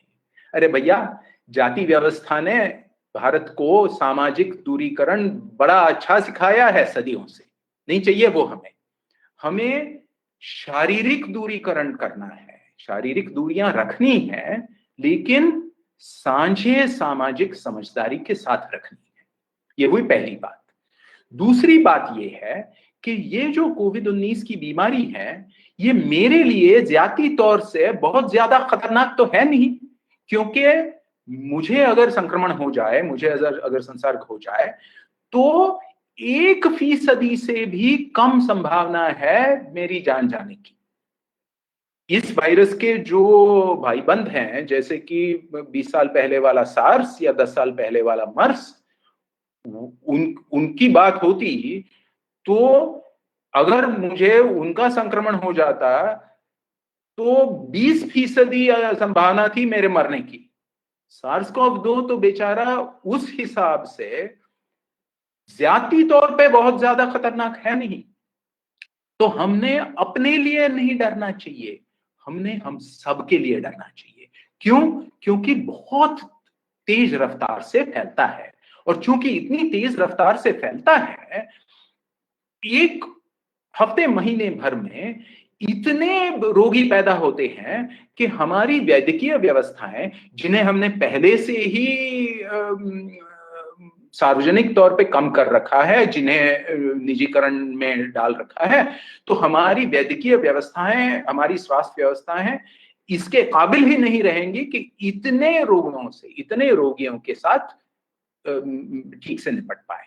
तो इसलिए हमने फैलाव की रफ्तार कम करनी है, और फैलाव की रफ्तार कम करने के लिए जो उपाय हैं वो साझा समझदारी के सामाजिक उपाय हैं। वो क्या है? पहले शारीरिक दूरीकरण रखें। दूसरा, चूंकि सांस से सांस में पहुंचता है, सांस, अपनी सांस जहां तक हो अपने आप के पास रखें, औरों की अपने तक ना पहुंचे, अपनी औरों तक ना पहुंचे।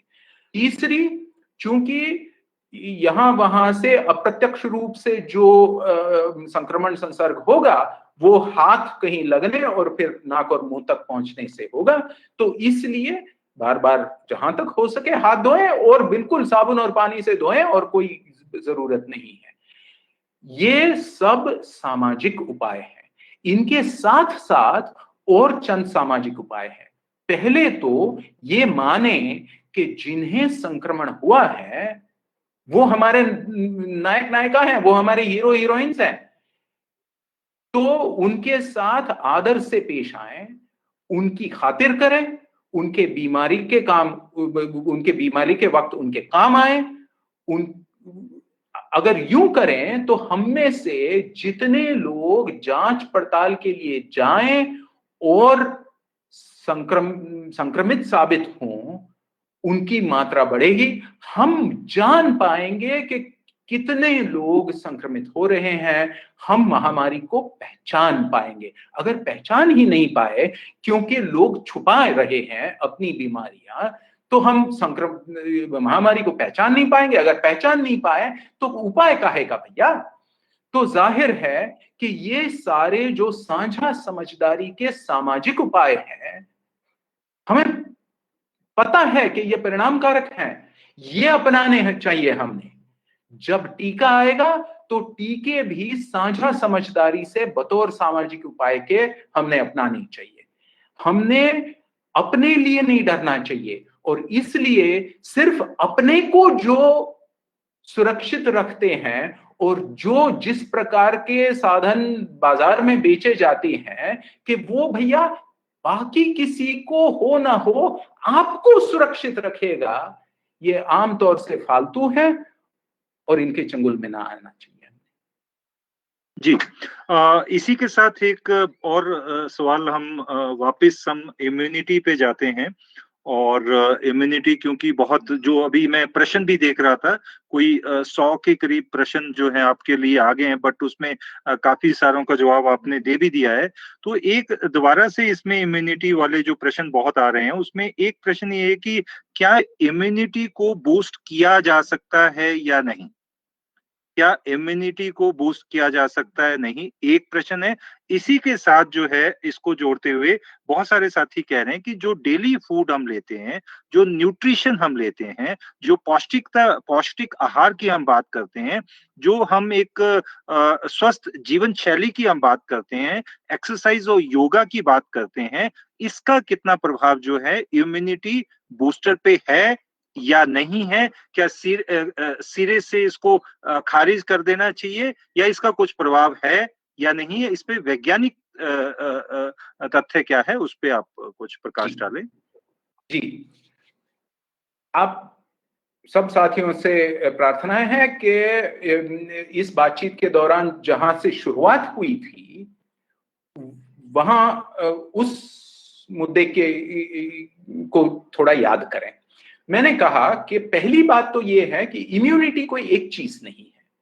कई अलग अलग शारीरिक प्रक्रियाएं हमें प्रतिकार क्षमता के काम आती है, लेकिन एक वायरस के खिलाफ क, ख और ज प्रक्रिया काम आएगी, दूसरे वायरस के खिलाफ कुछ अलग प्रक्रियाओं की कॉम्बिनेशन काम आएगी। तो अपन ये नहीं कह सकते कि सर्वसामान्य तरीके से सर्वसाधारण इम्यूनिटी को बढ़ावा देके हम अपने आप को सारे वायरसेस के खिलाफ, सारी बैक्टीरिया के खिलाफ, सारे सूक्ष्मजीवी संक्रमण के खिलाफ बचा पाएंगे। इम्यूनिटी नाम की कोई एक चीज है नहीं।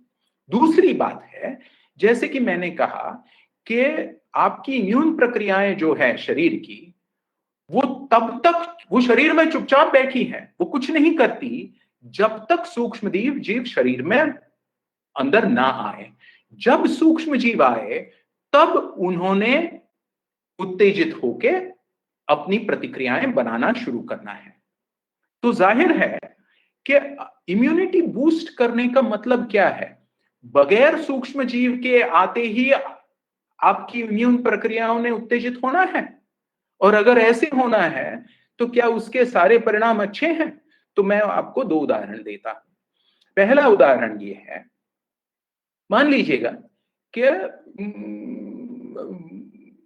पुलिस की गश्त हो रही है गांव में, और पुलिस का काम क्या है? पुलिस करती है कि नहीं ये बात तो अलग है, लेकिन मान लीजिएगा पुलिस का काम क्या है कि कहीं चोर दिखाई दे तो उत्तेजित होकर चिल्लाना, चोर को पकड़ना, थाने ले जाना, वगैरह वगैरह।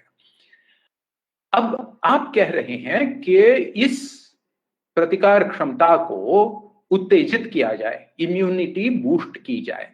तो इसका मतलब क्या है कि पुलिस कांस्टेबल को आप बहुत ज्यादा उत्तेजित करो तो होना क्या है कि भैया चोर ना भी हो तो भी पुलिस कांस्टेबल उत्तेजित होके इसे उसे उसे उसे पकड़ के पीटने लगे।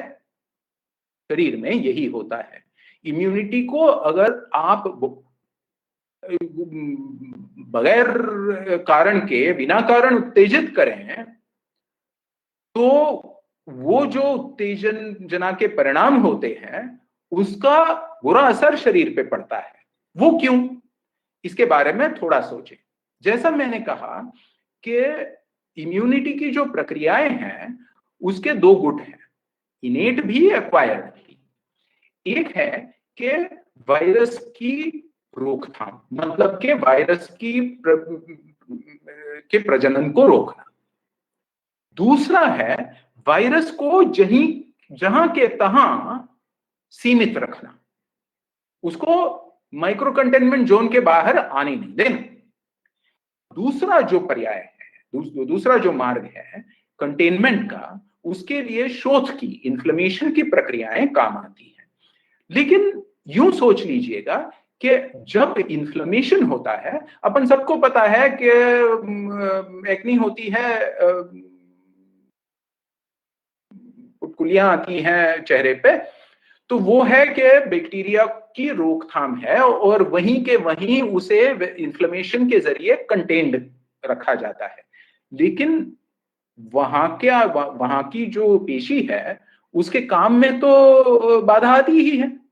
तो अगर बड़ी मात्रा में वायरस फेफड़ों में जाए और कई जगहों में शोथ की, इन्फ्लेमेशन की प्रक्रिया शुरू हो तो कंटेनमेंट तो होता है लेकिन फेफड़ों का काम कम होने लगता है। अब मानिएगा कि आपने इम्यूनिटी को बूस्ट कर दिया तो सारे शरीर में इम्यूनिटी इन्फ्लेमेशन करते घूमने लगेगी,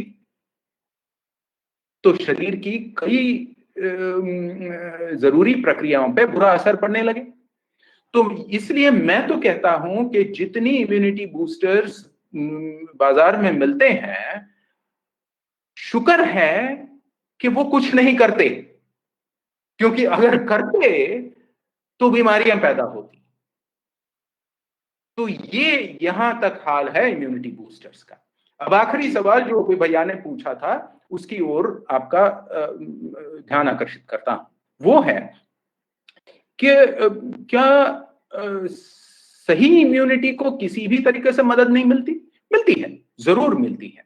आप देखिएगा शरीर की जो प्रक्रियाएं हैं, आपका पचन है, आपका अभिसरण है, आपका सांस है, आपके मसल्स का काम है, आपके ब्लड की, खून की जो कोशिकाएं हैं उसकी निर्मित है, उन सब के लिए पोषण की जरूरत है। बगैर पोषण के शरीर का कोई भी काम ना चले भाई। तो जाहिर है कि बगैर पोषण के प्रतिकार क्षमताओं का, इम्यून प्रक्रियाओं का भी काम ना चले।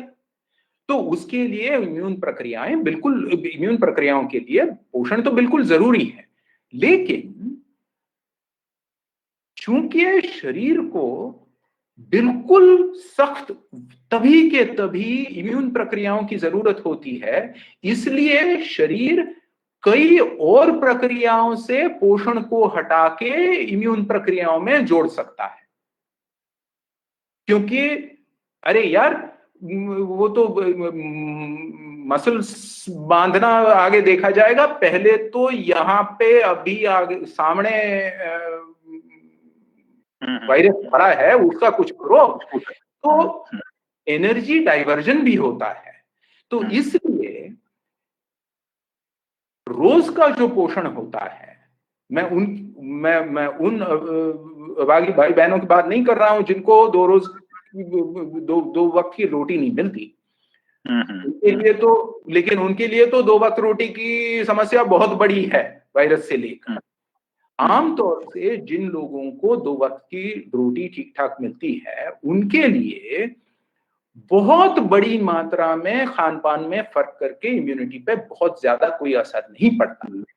इसमें एक बात अलबत्ता है कि जहां तक हो सके, जिसे हम संतुलित आहार कहते हैं, जिसमें माइक्रोन्यूट्रिएंट्स हो, जिसमें विटामिन्स हो, ये जो संतुलित पोषण है, ये अगर आपको मिल रहा हो तो इससे ज्यादा इम्यूनिटी बूस्टिंग के लिए कोई भी जरूरत नहीं है।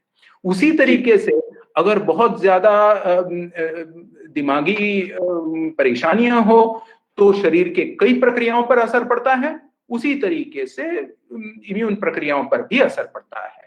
तो जाहिर है कि अच्छा पर्यावरण हो, अच्छा खान पान हो, अच्छा मानसिक संतुलन हो, तो ये सब चीजें बाकी शारीरिक प्रक्रियाओं में जैसे काम आती है, उसी तरीके से इम्यून प्रक्रियाओं के लिए काम आती है। इससे ज्यादा इम्यून प्रक्रियाओं को अपना काम करने में छोड़ दें भाई, अपन सामाजिक प्रक्रियाओं में जुड़ जाएं, एक दूसरे के साथ कांधे पे कांधा जोड़ के खड़े हो जाएं कि जो कुछ करना है हम सबने मिलकर करना है। राइट, जरूर जरूर। अच्छा, इससे ही जुड़ता हुआ है, वो शायद आपने पहले भी कहा था कि बहुत ही कहा जा रहा है कि जो दादी माँ के नुस्खे हैं, घरेलू नुस्खे हैं, और उसमें काफी सदियों से हम उसको इस्तेमाल करते आ रहे हैं, चाहे वो काढ़ा है, हल्दी, अदरक, नींबू, और इस तरह के जो विटामिन सी के लिए नींबू का लेना, और इवन जो बहुत सारी ऐसी चीजें हैं। और इसके साथ साथ उनके लिए ये भी कहा जा रहा है कि जो एलोपैथिक जो स्ट्रीम है, उसमें क्योंकि शोध हुआ है, इसलिए उसका हम बता सकते हैं कि इसका प्रभाव ही पड़ता है। पर जो दूसरा दादी अम्मा के नुस्खे हैं, घरेलू नुस्खे हैं, क्योंकि उस पे शोध नहीं है, इसलिए हम कह नहीं सकते, बट उसका प्रभाव जरूर पड़ता है। उसमें बहुत सारी राज्य सरकारों ने जो है वो हल्दी दूध के जो है वो शुरू कर दिए हैं वितरण करना। बहुत सारे जो विभाग ये कह रहे हैं कि इसका पूरा का पूरा इस्तेमाल किया जाना चाहिए। उस पे आपका क्या कहना है? क्योंकि ये नुस्खों को बहुत जोर शोर से जो है वो प्रचारित किया जा रहा है कि इससे बचाव हो जाएगा, ये कर लो, बाकी वैक्सीन जब आएगी तब देखेंगे, नहीं भी आएगी तो भी आप इससे बचाव कर लेंगे। जी, तो 4 बातें कहूंगा। पहली बात ये है कि एलोपैथी ऐसी कोई वैज्ञानिक सोच समझ है नहीं। हम सबूत के आधार पर, वैज्ञानिकता के आधार पर, वैज्ञानिक चेतना, वैज्ञानिक सोच के आधार पर जो बतौर सबूत के सामने आता है उसका अनुसरण करते हैं। सिवा उसके हमारे आपके सबके वैद्यक की कोई व्याख्या नहीं है। तो पहली मेरी बात यह है कि एलोपैथी नाम की कोई चीज नहीं है भैया। 150 साल पहले यूरोप में कोई झगड़े चले थे होम्योपैथी एलोपैथी को लेकर। इन शब्दों को हमने प्रयोग ही नहीं करना चाहिए। हमने ये कहना चाहिए कि क्या जो कहा जा रहा है, क्या जिस दवा के बारे में, जिस प्रक्रिया के बारे में, जिस टीके के बारे में बात हो रही है, वो वैज्ञानिक है या नहीं, सबूत पर आधारित है या नहीं, सबूत से साबित हो रही है या नहीं, बस इतनी बात है। सिवाय इसके हम कोई पार्टी और संकुचित क्षेत्रों के बारे में नहीं सोचते। दूसरी बात ये कि नुस्खों को लेकर तो ओपी भैया जो कह रहे हैं बिल्कुल सही है कि कई नुस्खों पर बड़े पैमाने पर और व्यवस्थित रूप से शोध नहीं हुए हैं। लेकिन 2 तरीकों से सोचें।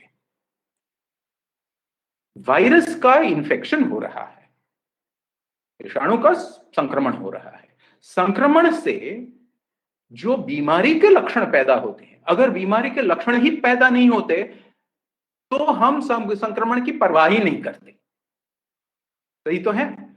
तो हमें मतलब किस बात से है? हमें असल में वायरस से मतलब ही नहीं है, हमें सिर्फ बीमारी के लक्षणों से मतलब है। अब बीमारी के लक्षण दो मार्गों से पैदा होते हैं। एक तो है कि वायरस की बढ़त, वायरस का प्रजनन, और दूसरा है जो शरीर की जो प्रक्रियाएं वायरस के खिलाफ काम करती हैं और वायरस से उत्तेजित होकर काम करती हैं, उन प्रक्रियाओं की वजह से, उस शोथ की, उस इन्फ्लेमेशन की वजह से जो लक्षण पैदा होते हैं, जैसे कि बुखार, जैसे कि खांसी, जैसे कि फेफड़ों का काम करना बंद हो जाना, जैसे कि यहां तहां खून निकलना, ये सब आमतौर से सीधी वायरस के प्रजनन से, वायरस के रिप्रोडक्शन से नहीं होते, ये शारीरिक प्रतिक्रियाओं के माध्यम से लक्षण पैदा हो रहे हैं। तो जाहिर है कि एक ओर हम ऐसी दवाएं खोज रहे हैं जो वायरस को रोकेंगी, जैसे कि रेमडेसिविर है, उसके कई भाईबंद हैं उस तरीके की, या अल्फा बीटा इंटरफेरॉन है, इस तरीके की कुछ चंद चुनिंदा दवाइयां हैं जो वायरस के खिलाफ और इस वायरस के खिलाफ, SARS-CoV-2 वायरस के खिलाफ हो सकता है कुछ हद तक काम आ सकती है। लेकिन लक्षणों के खिलाफ, बुखार कम करने के लिए, शोथ कम करने के लिए, खांसी कम करने के लिए, इन सब लक्षणों के खिलाफ हमारे हाथ काम करने के लिए जो दवाएं मौजूद हैं, उनमें से कई दवाएं साबित हुई है शोध प्रक्रिया में से। कई ऐसी खास करके घरेलू नुस्खे वाली दवाइयां हैं जो साबित नहीं हुई, लेकिन अगर लक्षण में कुछ उतार पड़ जाए तो अच्छा है भाई, बुरा क्या है उसमें। लेकिन ये बात हमने दिमाग में रखनी चाहिए कि कोई भी आपसे कहे कि यूं नुस्खा है, वो जादुई इलाज है कि इस वायरस को मार देगा, तो यकीन ना कीजिएगा भाई। यकीन तब कीजिएगा जब लोग कहेंगे कि भैया बीमार हो, इस नुस्खे को आजमा के देखो, लक्षण में राहत मिले, अगर मिले तो अपनाते जाओ, इसमें क्या बुराई है। ये तो हम निजी तौर पर सबूतों की जांच कर रहे हैं ना, लेकिन इस वायरस के खिलाफ किसी ने अगर दवा इजाद करके आपको बेचने पे तुले तो कहिए कि भाया माफ करें। ये फर्क मैं आपको बार बार कहे जा रहा हूं, और आखिरी मुद्दा कहूंगा, वो बार बार मैं कह रहा हूं और एक बार दोहराऊंगा कि ये हमारे लिए खतरनाक, हमें से हर एक के लिए निजी खतरनाक बीमारी है नहीं, ये हमारे लिए साझा खतरा है। तो इसलिए अपने आप को बचाने पे ना तुलिएगा, अपन को, सबको, समाज को बचाने के लिए सोचिएगा। जी, एक पहले थोड़ा सा, क्योंकि जो प्रश्न मैं देख रहा था वो कुछ अब हमारे पास कुछ साथी जुड़े हैं, वो भी आपसे सवाल करेंगे, अगले 4-5 मिनट आपका और लेंगे। एक प्रश्न है कि वायरस के जो स्ट्रेन हैं वो कहा जा रहा है कि बदल रहे हैं। जी। और जब वो बदल रहे हैं तो जिस समय वो आपका क्लिनिकल ट्रायल फेज 1 फेज 2 शुरू हुआ, उसमें किस स्ट्रेन को लेके हुआ, जब वो आपका बाद में बदल के आया, दवाई आपके पास भारत में आई, स्ट्रेन बिल्कुल बदल गया, तो क्या वो प्रभाव करेगा और कैसे उसको फैक्टर इन करते हैं, ये एक प्रश्न है। जी, अब क्या यूं हो सकता है? बिल्कुल हो सकता है। क्या ऐसे उदाहरण हमारे सामने मौजूद है? हाँ, बिल्कुल है। हर साल इन्फ्लुएंजा के, फ्लू की नए टीके बनते हैं। पूछे क्यों? क्योंकि हर साल फ्लू के जो बदले हुए स्ट्रेन सामने आते हैं वो अलग अलग होते हैं, तो उन्हें पहचान के उनके खिलाफ नए टीके सामने आते हैं। तो हर साल WHO के माध्यम से एक दुनिया भर के देशों ने इकट्ठे होकर व्यवस्था बनाई है कि इस साल के फ्लू के स्ट्रेनों को पहचाने और उनके खिलाफ टीके जारी करें। तो इसलिए क्या ऐसा हो सकता है? हो सकता है। उदाहरण है, हाँ है, इन्फ्लुएंजा वायरसेस के उदाहरण है हमारे सामने। अब दूसरा सवाल पूछूं मैं इसमें कि क्या SARS-CoV-2 को लेकर ऐसे हो सकता है? तो संभावना कम है। कम क्यों है? क्योंकि पहली बात तो ये है कि जैसे इन्फ्लुएंजा वायरस आरएनए वायरस है, वैसे SARS-CoV-2 आरएनए वायरस है। और बार बार कहा जाता है कि नकल करने के लिए आरएनए की नकल में चूक भूल बहुत ज्यादा होती है डीएनए के नकल के बजाय। तो जाहिर है कि लोग कहते हैं कि आरएनए वायरसेस की जब कापियां बने तो उसमें वैविध्य बहुत बड़े पैमाने पर आ जाएगा और उस लिए अलग अलग स्ट्रेन बनने में मदद होगी। लेकिन SARS-CoV-2 ऐसा वायरस है, आरएनए वायरसेस में SARS-CoV-2 का अपना जो उसकी जो आरएनए का जीनोम का आकार है वो बहुत बड़ा है।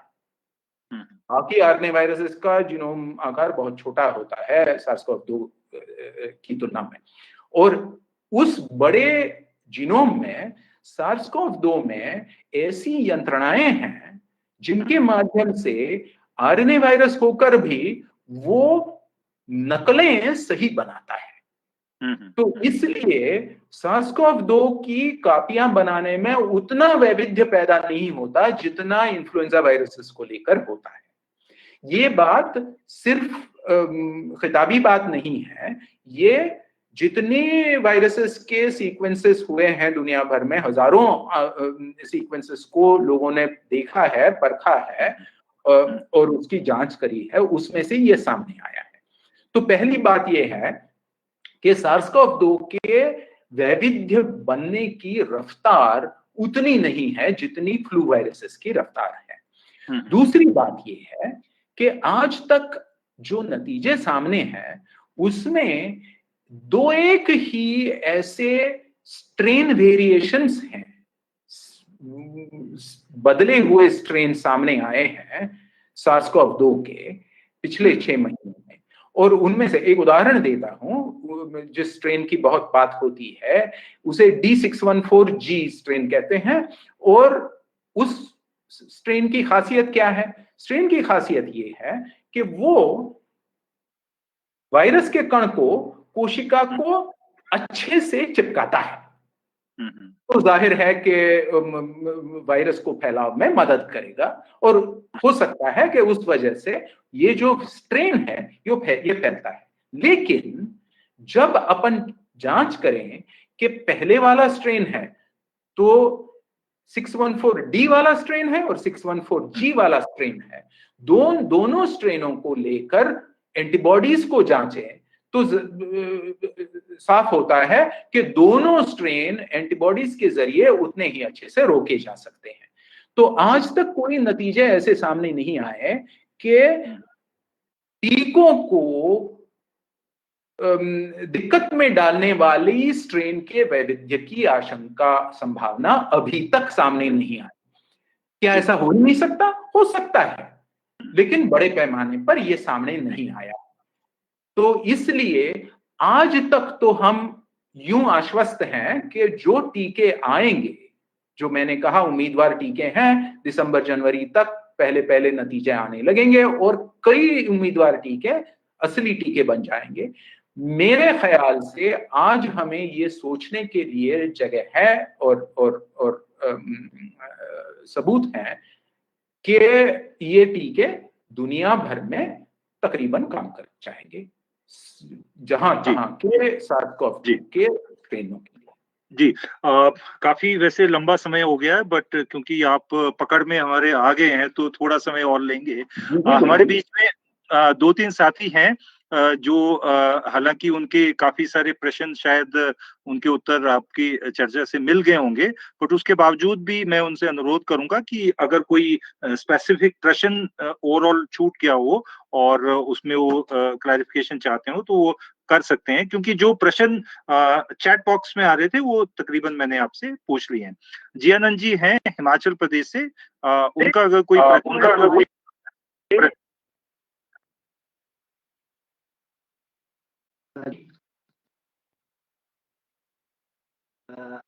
हाँ, नमस्कार जी। नमस्ते। एक तो आखिर में आपने बातचीत करी है, आवाज आ रही है? जी जी। एक जो आखिर में आपने बातचीत की है कि दो बातें हैं। एक तो ये है कि कुछ ऐसे नुस्खे हो सकते हैं जो लक्षणों को कम करते हैं, और दूसरी बात यह है कि वो वायरस को कम नहीं करते। तो उसमें जो लक्षणों को कम करती है चीजें, अगर हम उसको खाएं तो इसका मतलब ये तो नहीं कि वायरस की जो खतरा है वो कम हो गया, तो वायरस तब भी नुकसान करेगा। मान लो हमारे लक्षण तो मिट गए उसके, लेकिन वो वायरस हमारे अंदर है, तो भी क्या बराबर का खतरा वो बना रहेगा हमारी जान के लिए, या वो कम होगा? एक बड़ा नुकीला सवाल पूछा जी आनंद भैया। तो मतलब कि ये ना कि सिर्फ मेडिकल कॉलेज वाला, ये तो जो आम रिसर्च गुटों में होने वाली चर्चे का मुद्दा है, बार बार पूछा जाता है। अब इस मुद्दे को मैं व्यापक स्तर पर आपके सामने रखता हूं। अपन को मान लीजिएगा किसी भी संक्रमण की वजह से बुखार होता है, तो बुखार एक लक्षण है, और अपन बुखार के लिए अलग अलग तरीके की दवाइयां लेते हैं, एस्पिरिन खाते हैं, क्रोसिन खाते हैं, फला खाते हैं, डका खाते हैं, बुखार कम होती। बुखार के कम होने से जो शरीर सूक्ष्म जीव के खिलाफ जूझ रहा है, उसमें कोई बाधा पड़ती है क्या? ये सवाल इसका अभी तक अच्छा उत्तर हमारे पास है। तो आप जो सवाल पूछ रहे हैं उसका मैं एक वो जो महाभारत में है ना कि युधिष्ठिर ने कहा नरोवा कुंजरोवा, तो नरोवा कुंजरोवा वाला जवाब देता हूं कि भैया ऐसा है, शोथ होता है, इन्फ्लेमेशन होता है, उसके जरिए लक्षण पैदा होते हैं। अब शोथ अपना काम तो कर रहा है यार, लेकिन जिंदगी ही ले ले तो काम करने से क्या मतलब है? तो तनिक कम करें थोड़ा, कि यहां भी काम आए लेकिन बिल्कुल मार ही ना दे। तो इसलिए थोड़ा संतुलन रखें, बिल्कुल ही कम ना करें लेकिन यहां तक चलने ना दे के लक्षण जानलेवा ठहरे। आमतौर से जो दवाइयां ली जाती हैं, आपने जो कहा उसका उदाहरण देता हूं कि एक दवा ऐसी सामने आई है इंग्लैंड में, लंदन में, जो बड़ी बड़ी क्लिनिकल ट्रायल्स चल रही हैं उनके माध्यम से, कि कार्टिकोस्टेरॉइड डेक्सामेथासोन बहुत काम आता है गंभीर लक्षणों के बीमार लोगों के लिए, कोविड-19 के। तो लेकिन डेक्सामेथासोन की मात्रा बहुत ज्यादा दे दें तो बात नहीं बनती, डेक्सामेथासोन की मात्रा बहुत कम दे दें तो भी नहीं बनती। संतुलित मात्रा देनी चाहिए ताकि शोथ यहां तक कम हो कि शरीर जान तो बचाए रखे, लेकिन इतना भी कम ना करें कि वायरस के खिलाफ का सारा काम बंद पड़ जाए। जो आप कह रहे हैं बिल्कुल वही बात। तो इसमें एक बात मैं कहूं कि जो घरेलू नुस्खे हैं, आमतौर से घरेलू नुस्खे लक्षणों को, खास करके शोथ के लक्षणों को, इन्फ्लेमेशन के लक्षणों को कम करते हैं, और वो भी बहुत बड़ी मात्रा में कम नहीं करते, थोड़ा कम करते हैं, थोड़ी बहुत राहत मिलती है, थोड़ा बीमार को आराम मिलता है, और ये मेरे हिसाब से सब सही है। इससे मुझे नहीं लगता कि वायरस के खिलाफ शरीर में जो काम रहा है, चल रहा है, उसमें बहुत बड़ी मात्रा में बाधा पहुंचेगी। लेकिन ये सारा मात्रा का खेल है, क्वांटिटीज का खेल है, और इसलिए संतुलन रखने की जरूरत बहुत ज्यादा है। जी जी, एक हमारे और साथी जुड़े हैं, डॉक्टर कुलदीप सिंह तंवर। उनका अगर कोई प्रश्न है तो वो भी रख सकते हैं। जी जी जी डॉक्टर साहब। जी नमस्कार जी। नमस्कार।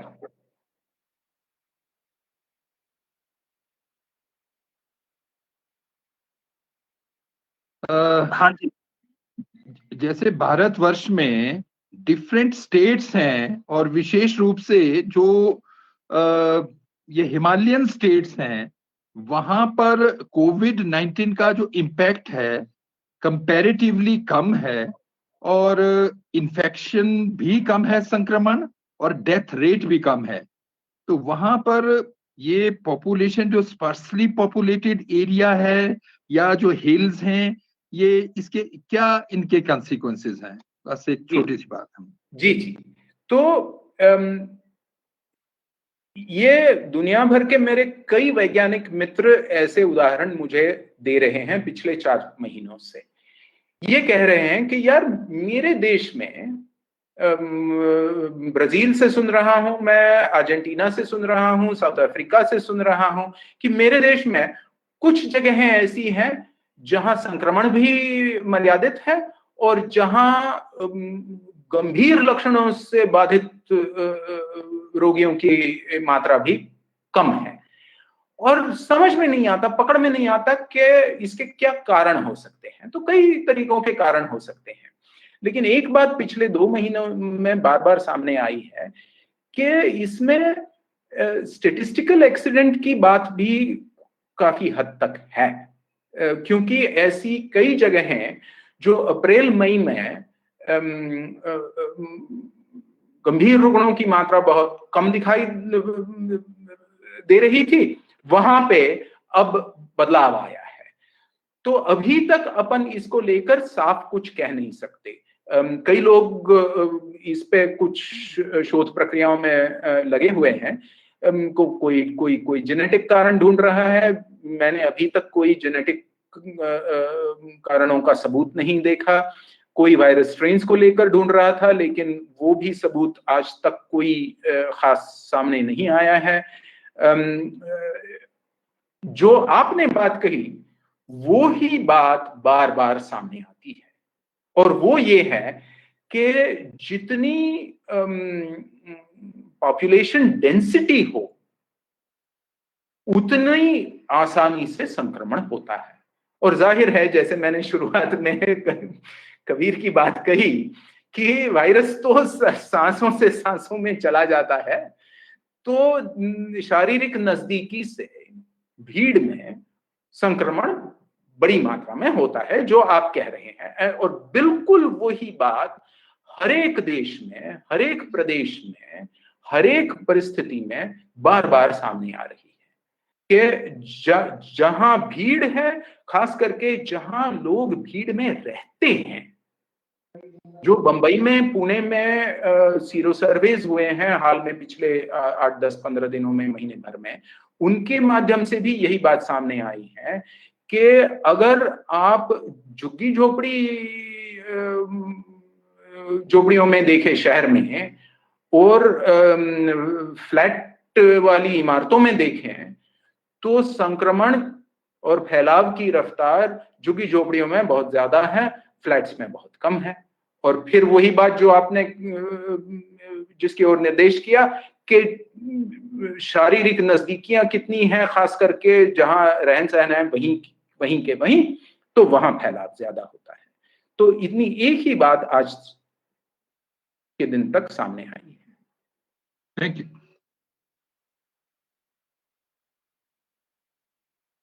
हाँ, मुझे लगता है कि काफी सारे जो प्रश्न हैं उनके जवाब आपने दिए हैं और बहुत सारे ऐसे प्रश्न नए खोल भी दिए हैं जिनके उत्तर के लिए हम आपको बार-बार परेशान करते रहेंगे क्योंकि आज का बहुत ही एक सूचना से भरा हुआ और सबसे महत्वपूर्ण बात है कि आपने आसान भाषा में इतने जटिल सब्जेक्ट को जो वैज्ञानिक तौर पे इम्यूनोलॉजी जो है सबसे कठिन एक सब्जेक्ट है उसको साधारण भाषा में रखा।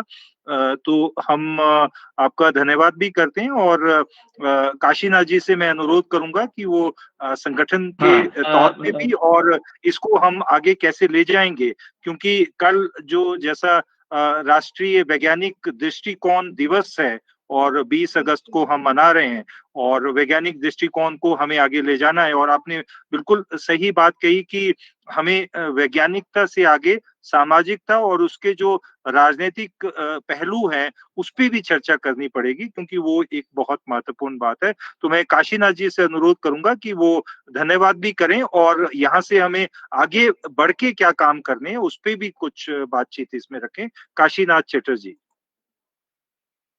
सबसे पहले तो डॉक्टर सत्यजीत रथ जी को बहुत धन्यवाद देते हैं, बहुत प्रशंसा करते हैं कि बहुत सरल हिंदी में इतना कठिन चीज, क्योंकि हम डायरी में पूरा लिखते जा रहे थे आपको बात को, एक तरह से हमारा भी क्लास हो रहा है, तो बहुत सरल ढंग से रखे।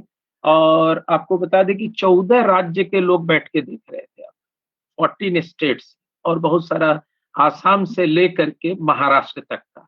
तो आपको बहुत धन्यवाद है कि हम लगातार माने 7 बजे से शुरू किए हैं, 1 घंटा 45 मिनट हुआ है और पूरा प्रश्न उत्तर माने लगातार जो प्रश्न आ रहे थे ओपी जी उसको कर करके आपसे बातचीत कर रहे थे। तो ये हमारे लिए बहुत महत्वपूर्ण था क्योंकि बाजार में सब्जी से ज्यादा इम्यून बूस्टिंग का जो है तरह तरह का चीज जो अवेलेबल है और लोग खरीद करके घर ले जा रहे हैं। तो एक समझ बना हमारे लोगों में, क्योंकि ये गरीबी बेरोजगारी दोनों चीज है, भूख भी है और उसमें इस तरह का बाजार में ठग लोगों का पूरा एक जमावड़ा है।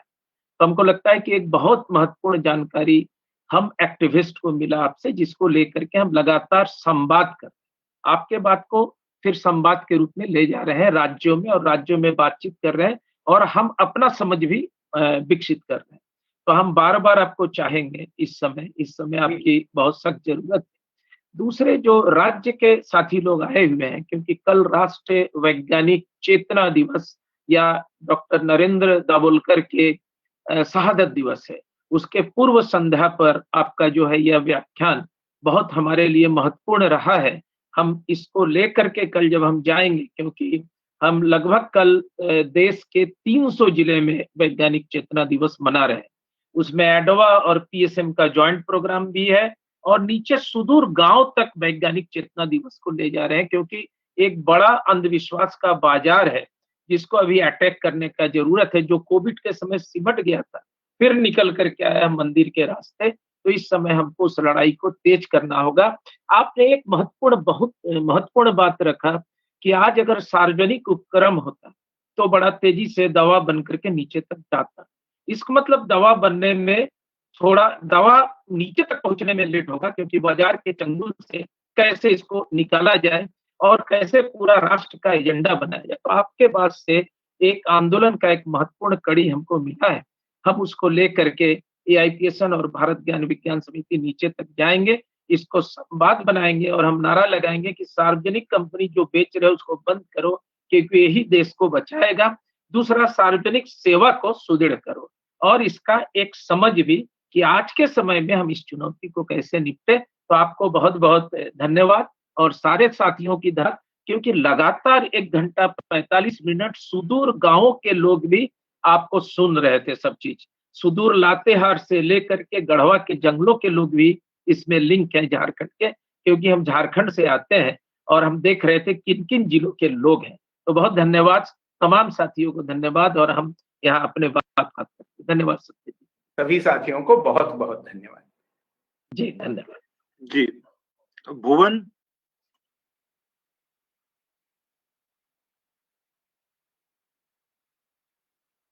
भुवन।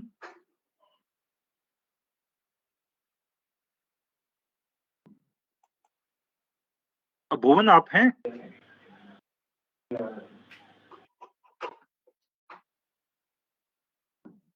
हाँ, शायद लाइव बंद हो गया ना भुवन जी।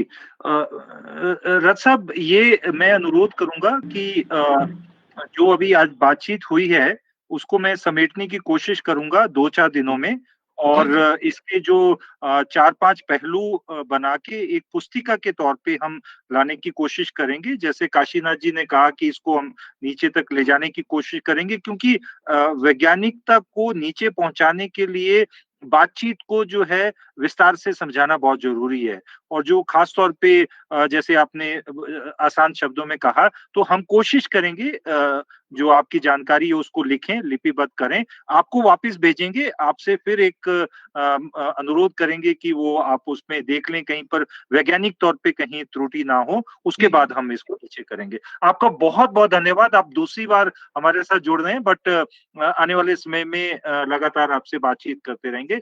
बहुत-बहुत धन्यवाद। जी, जी, जी। नमस्ते।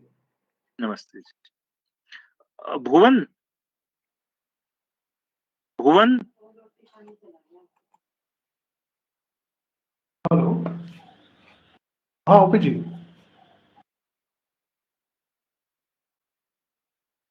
हेलो।